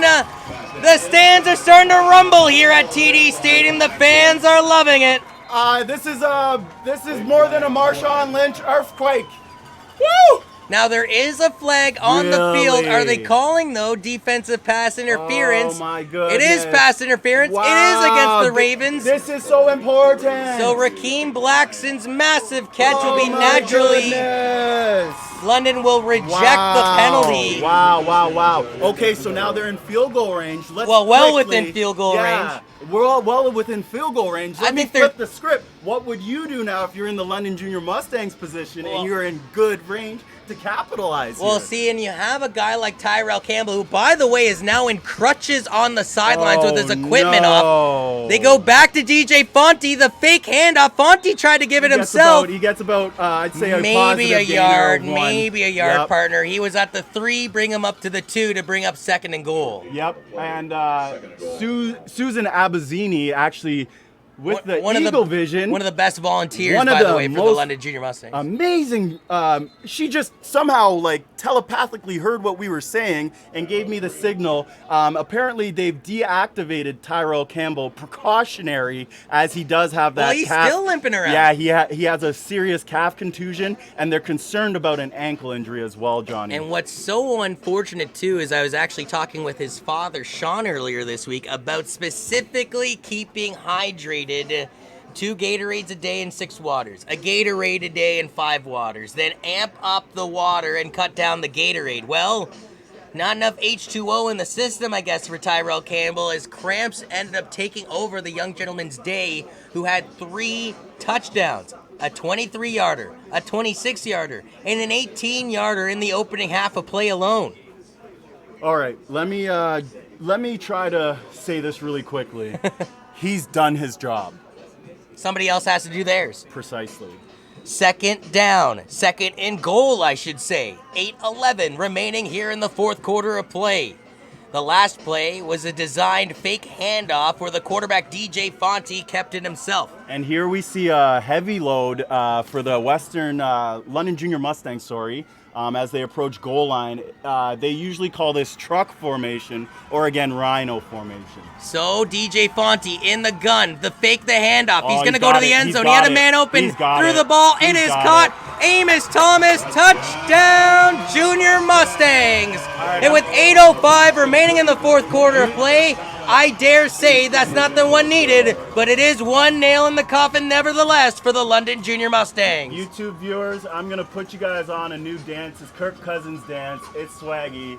You just You just flow with it. And then a quick little jiggle. That's for you, Mr. Amos Thomas. Great job, great patience, and way to make a clutch play. I'm going to have to shout that one out to McMaster Chevrolet, Cadillac, Buick, GMC. We are proud to sell cars, trucks, and SUVs to the London area. And surrounding areas too. Ingersoll and the Woodstock communities, they have a Corvette Cafe as the snap is a bit high, put down by the holder, and Braden Rivard nails the extra point here with 8:05 remaining in the fourth quarter. Very important. Now, Amos Thomas, during the regular season, partner, had 12 rushes for 116 yards and no touchdowns on the ground. In the air, though, he had 10 catches for another 213 yards and 2 touchdowns. I'd imagine his third touchdown of the season, his first of the playoffs, has him feeling pretty darn good. What a time to tap into your talent pool, eh? In the conference finals. And DJ Fonte didn't just have one, but 2 targets wide open after that play action. Yes, he did.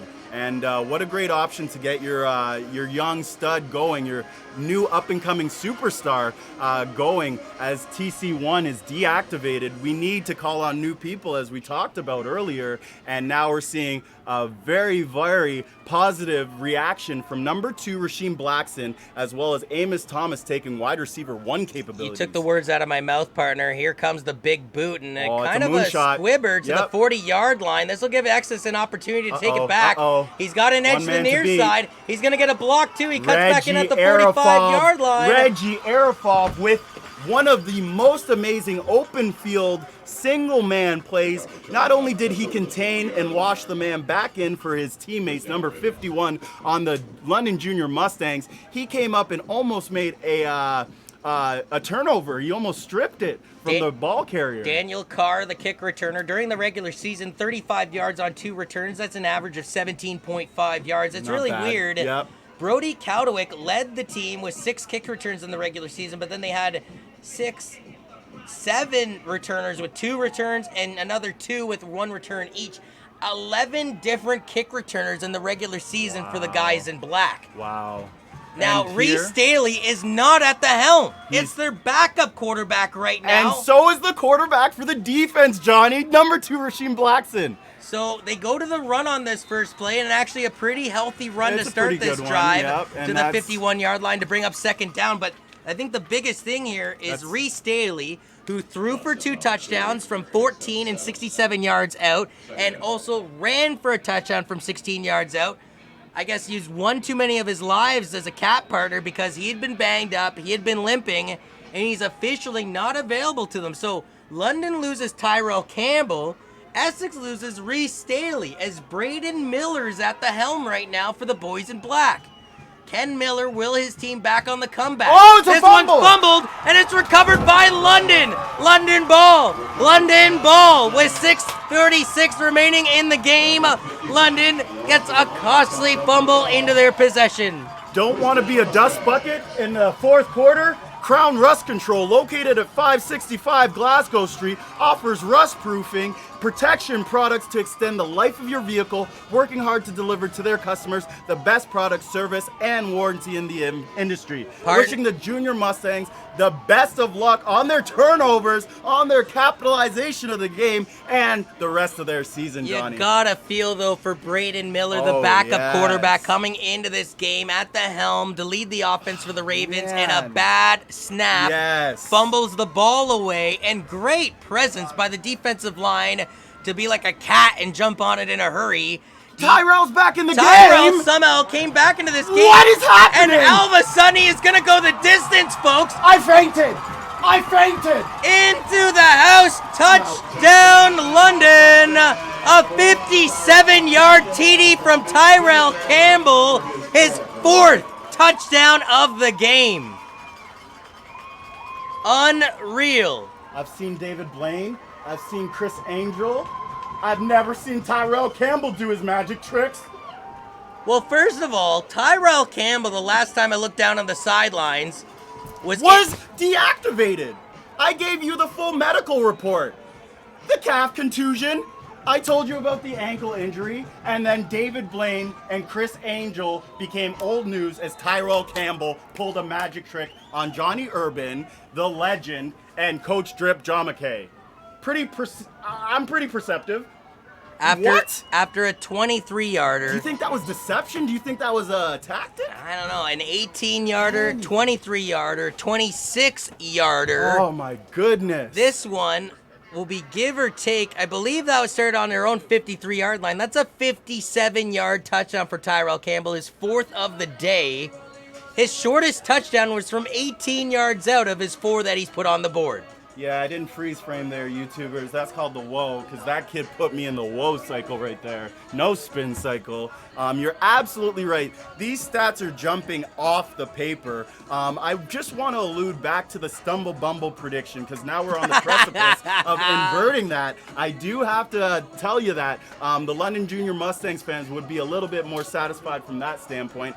Here we have the Hamilton junior varsity Ticats awaiting their game, now intaking what is an instant classic in championship football here. That's Johnny. a very good point that you make, though, because there is 6:17 left in this ball game. Now it's an 18-point deficit for the Essex Ravens, and I'm sure they're feeling the pressure. Yeah, you have to. Knowing they pretty much have to get a touchdown every possession, every drive, every opportunity they get has to go their way now. And let's talk about Rice Staley not being in the game. Yeah, the fact that he's got 3 touchdowns, 2 in the air, and a 16-yard run. I mean, as they go for the 2-point convert, Amos Thomas, the intended target, incomplete pass. So it'll remain 40-22. And going back to that point of Reese Staley, yeah, unfortunately, it looks like his day is done, as it's been Braden Miller who's come in at the helm on that last drive, but unfortunately a bad snap fumbled it into London's possession, and then a Tyrell Campbell 57-yard TD run pretty much seals this game for the London Junior Mustangs. The only reason why I don't want to say it's sealed up, partner, even though it's a 3-possession game with 6:17 left, is that we have seen crazier things happen in this league over the years. And absolutely, partner. Johnny Urban, I do want to point out a little point of perception here. 82 is now back. We talked about 11 returners for kick return for the Essex Ravens. 82, Brody the Star Maker, is now back to return on the most favored side of this kicker for the London Junior Mustangs special teams kickoff unit. TD turf completely covered in the overcast provided by the West Side grandstands, with the sun almost set here in London, Ontario.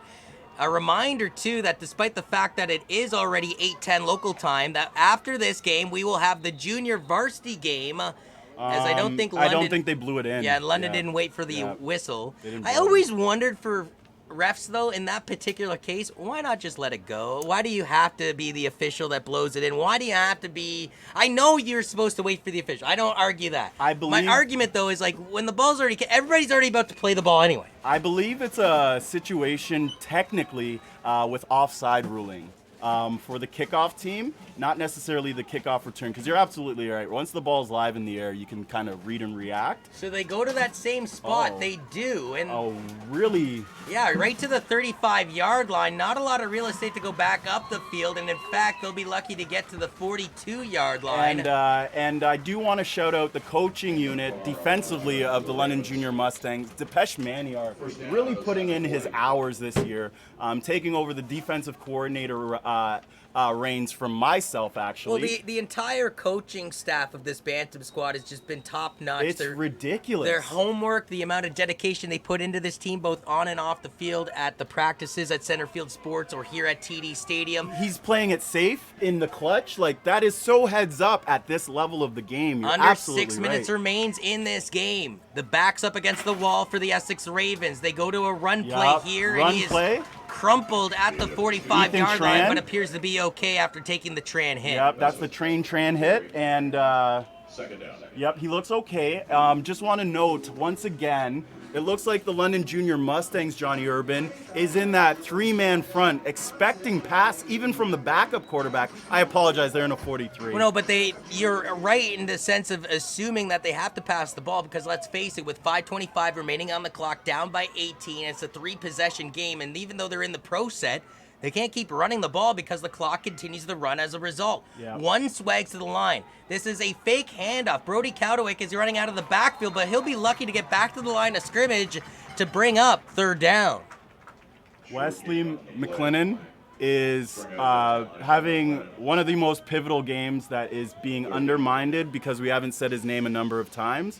This kid is so ingenious to the game of football. And I want to say his football IQ is off the charts. If you talk to this kid about the game of football, if you know the game of football, both Canadian as well as American, this kid's well-versed, and it shows on the football field. The old adage from the 16-time pro wrestling champion known as Ric Woo Flair was that to be the man, you gotta beat the man. And the Essex Ravens are the defending champions as the London Junior Mustangs look to beat Essex. Quarterback keeper. A team, it's actually Brody Cowdewick too, from the quarterback position on a bit of a West Coast Wildcat style offense being shown by Coach Mills now. I want to say there's some salt and pepper. There's going to be some layering. You always want to set something up essentially for like a play action scenario where you can take your shot. 4th and 6, down by 18. They have to go for it here, That right? was the question I was just about to pose to you, partner. If you're running the ball this much with your quarterback, you're not setting up a play action. You're not setting up much, but failure because they now know you're taking to the air on 4th down. And again, Braden Miller during the regular season completed 38.9% of all of his passes, 7 under of the 18. helm, putting him under pressure, under the helm. Why not in gun? As now the quarterback right behind the center takes the snap, fakes the handoff. There's a blatant hold. So even if Essex does pick up this 1st down, it won't go. It's an incomplete pass thrown anyway. So it'll be a turnover on downs, and I'm assuming London declines the holding penalty, takes the ball back into possession on the turnover on downs. And now we're playing the math game, a game of analytics, which Coach Jay Kennedy is a master of. 3 minutes and 28 seconds left in the game. Don't want to say the nails in the coffin, but heck, the sledgehammer is definitely coming down on that nail. But John McKay, please talk about this a bit because you have much more of an impulse history between these two programs in the Essex Ravens and the London Junior Mustangs than even I do. Essex has blatantly owned the London program when it comes to the Bantam scene. This was a game that historically should have gone in the Ravens' favor. That does not appear to be the case, though, with 3:17 remaining on the clock in an 18-point lead. Fans, I've been affiliated with this program for about 4 years now, and this is the first time London Junior Mustangs will definitively capitalize on the Essex Ravens. And this is a piece of history. The Bantam program has been developing top-notch athletes for a number of years, and I think the fruits of their toil are finally showing. And hurting the Essex Ravens even more, we officially passed the 3-minute warning. But because we've already approached 8:15 local time here, and the JV game was supposed to start at 8, they're letting the clock wind down. So that hurts the Essex Ravens' chances even more so, because normally in the sport of Canadian football, 3 minutes is pretty much a whole year of life underneath your belt. Well, not now, as the clock continues to tick down against the Essex Ravens with their defense on the field. 2nd down play. That's Gage Hamilton now at the helm for the London Junior Mustangs. And that's Curcio. I talked about Curcio tugboat. I know Tony, his dad, is tuning in right now. Definitely putting in a lot of work this year. Big improvements from Francesco. He had a touchdown last week against the Niagara Spears, and during the regular season for that young gentleman, Anthony Caruccio, from the running back position, collected 236 rushing yards and 2 touchdowns on 34 carries. He's so big, I'm calling him his brother's name. Would you look at that? So 3rd and 3 coming up now, and you heard those whistles go off. That means the clock continues to trickle down with 2:10 now remaining on the clock. Let me get back to that. Absolutely. You're Gage absolutely Hamilton right. hangs on to the ball, but he is smothered in the backfield. A little chippy action here. This is where you don't want the game to get chippy. But cooler heads prevail, partner, as both teams kind of shake each other's hands at the end of that one, including Mr. Walker, who rumbles off the field. Regardless, Hamilton's keep is short. It'll bring up a 4th down play with 2:03 remaining on the clock. And London will boot this one away. About a 30-second differential in terms of what I thought they were going to burn off the clock there, Johnny Urban. I thought it would be about 1:30 left in terms of the time they would kick the ball away. Unfortunately, they weren't able to capitalize. But let's get back to a point there that you talked about, and I talked about earlier. They wanted to push the mercy rule at half. If you recall, I ran upstairs and I was panting saying that London Junior Mustangs wanted to do that. And they're going to fake the punt. London with a fake punt attempt to the near sidelines. He's got to get to the 33-yard line, or 38-yard line, I apologize. Oh, maybe not.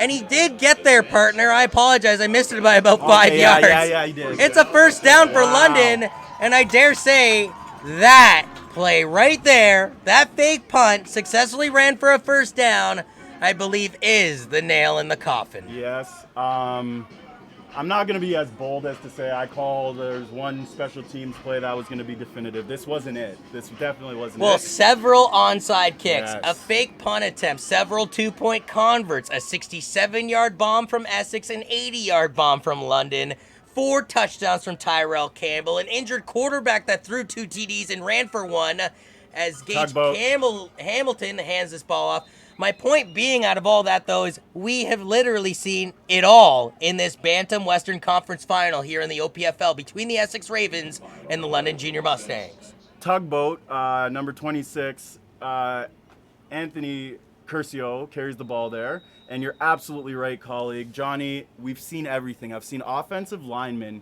traveling 12 yards downfield, full sprint, making pancake blocks. I've seen defensive linemen running 20 yards downfield to make tackles. These kids are leaving it on the line. Gage Hamilton. Oh, victory formation. Gage Hamilton goes right behind his center, and he'll take the knee. Victory formation already. On a 2nd and 5 with a $1.06 left on the clock. A bunch of possessions. You literally mathematically can't win a game. That is true, partner, but now that quickly brings up 3rd and 5. Do you know how aggravating this is if you are the opposing team? This early, you're conceding. Well, the point is that this isn't true victory formation because there's no way mathematically they can knee out the rest of this game. They will have to kick it away back into Essex possession. But to your point, partner, they're going to burn a lot of the clock off here that normally Essex would have utilized to try and get something back into this game. This is a moment of... On 4th down, they're keeping the offense out there. That's what I'm saying. It's a bold statement. Exactly what you were talking about. First time in history for London Junior Mustangs to Coach defeat... Mills is beside himself. Yes. He's almost on the field. Another coach is on the field. This is literally the changing of the guards. Man. This is the changing of the guards for the Bantam program. I'm surprised there was no chippiness. It was very classy. And that does it. They call the ball game right there. London Junior Mustangs Bantam program.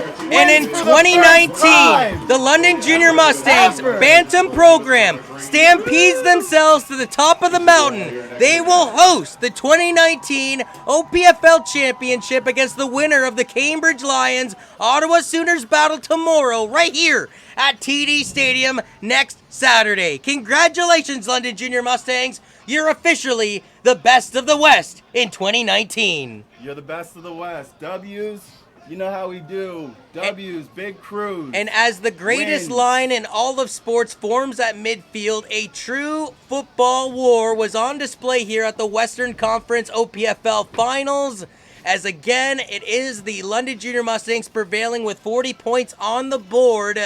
And you think back to Tyrell Campbell, 3 touchdowns in the opening half of play. And then David Blaine and Chris Angel rendition. That's right. He had a 23-yarder, an 18-yarder, and a 26-yarder. But then he waited for the magic show in the second half to come off the bench after we assumed he was out with a calf injury for a 57-yard touchdown to seem to be the final nails in the coffin. You have to feel, though, for quarterback Reese Daly of these Essex Ravens. He threw 2 touchdowns. One from 14 yards out to Patrick Taylor. Another from 67 yards out to Brody Cowdewick. He ran for a 16-yard touchdown where he Michael Vick dove headfirst into the end zone. Unfortunately, though, the quarterback that will commit to play in Maryland High School Prep School got injured, and it forced the Essex Ravens to go to their backup quarterback in Braden Miller late in this fourth quarter of play. Too little, too And to make matters worse for Braden Miller, he took a bad snap that got fumbled away back into London's possession that led to that 57-yard TD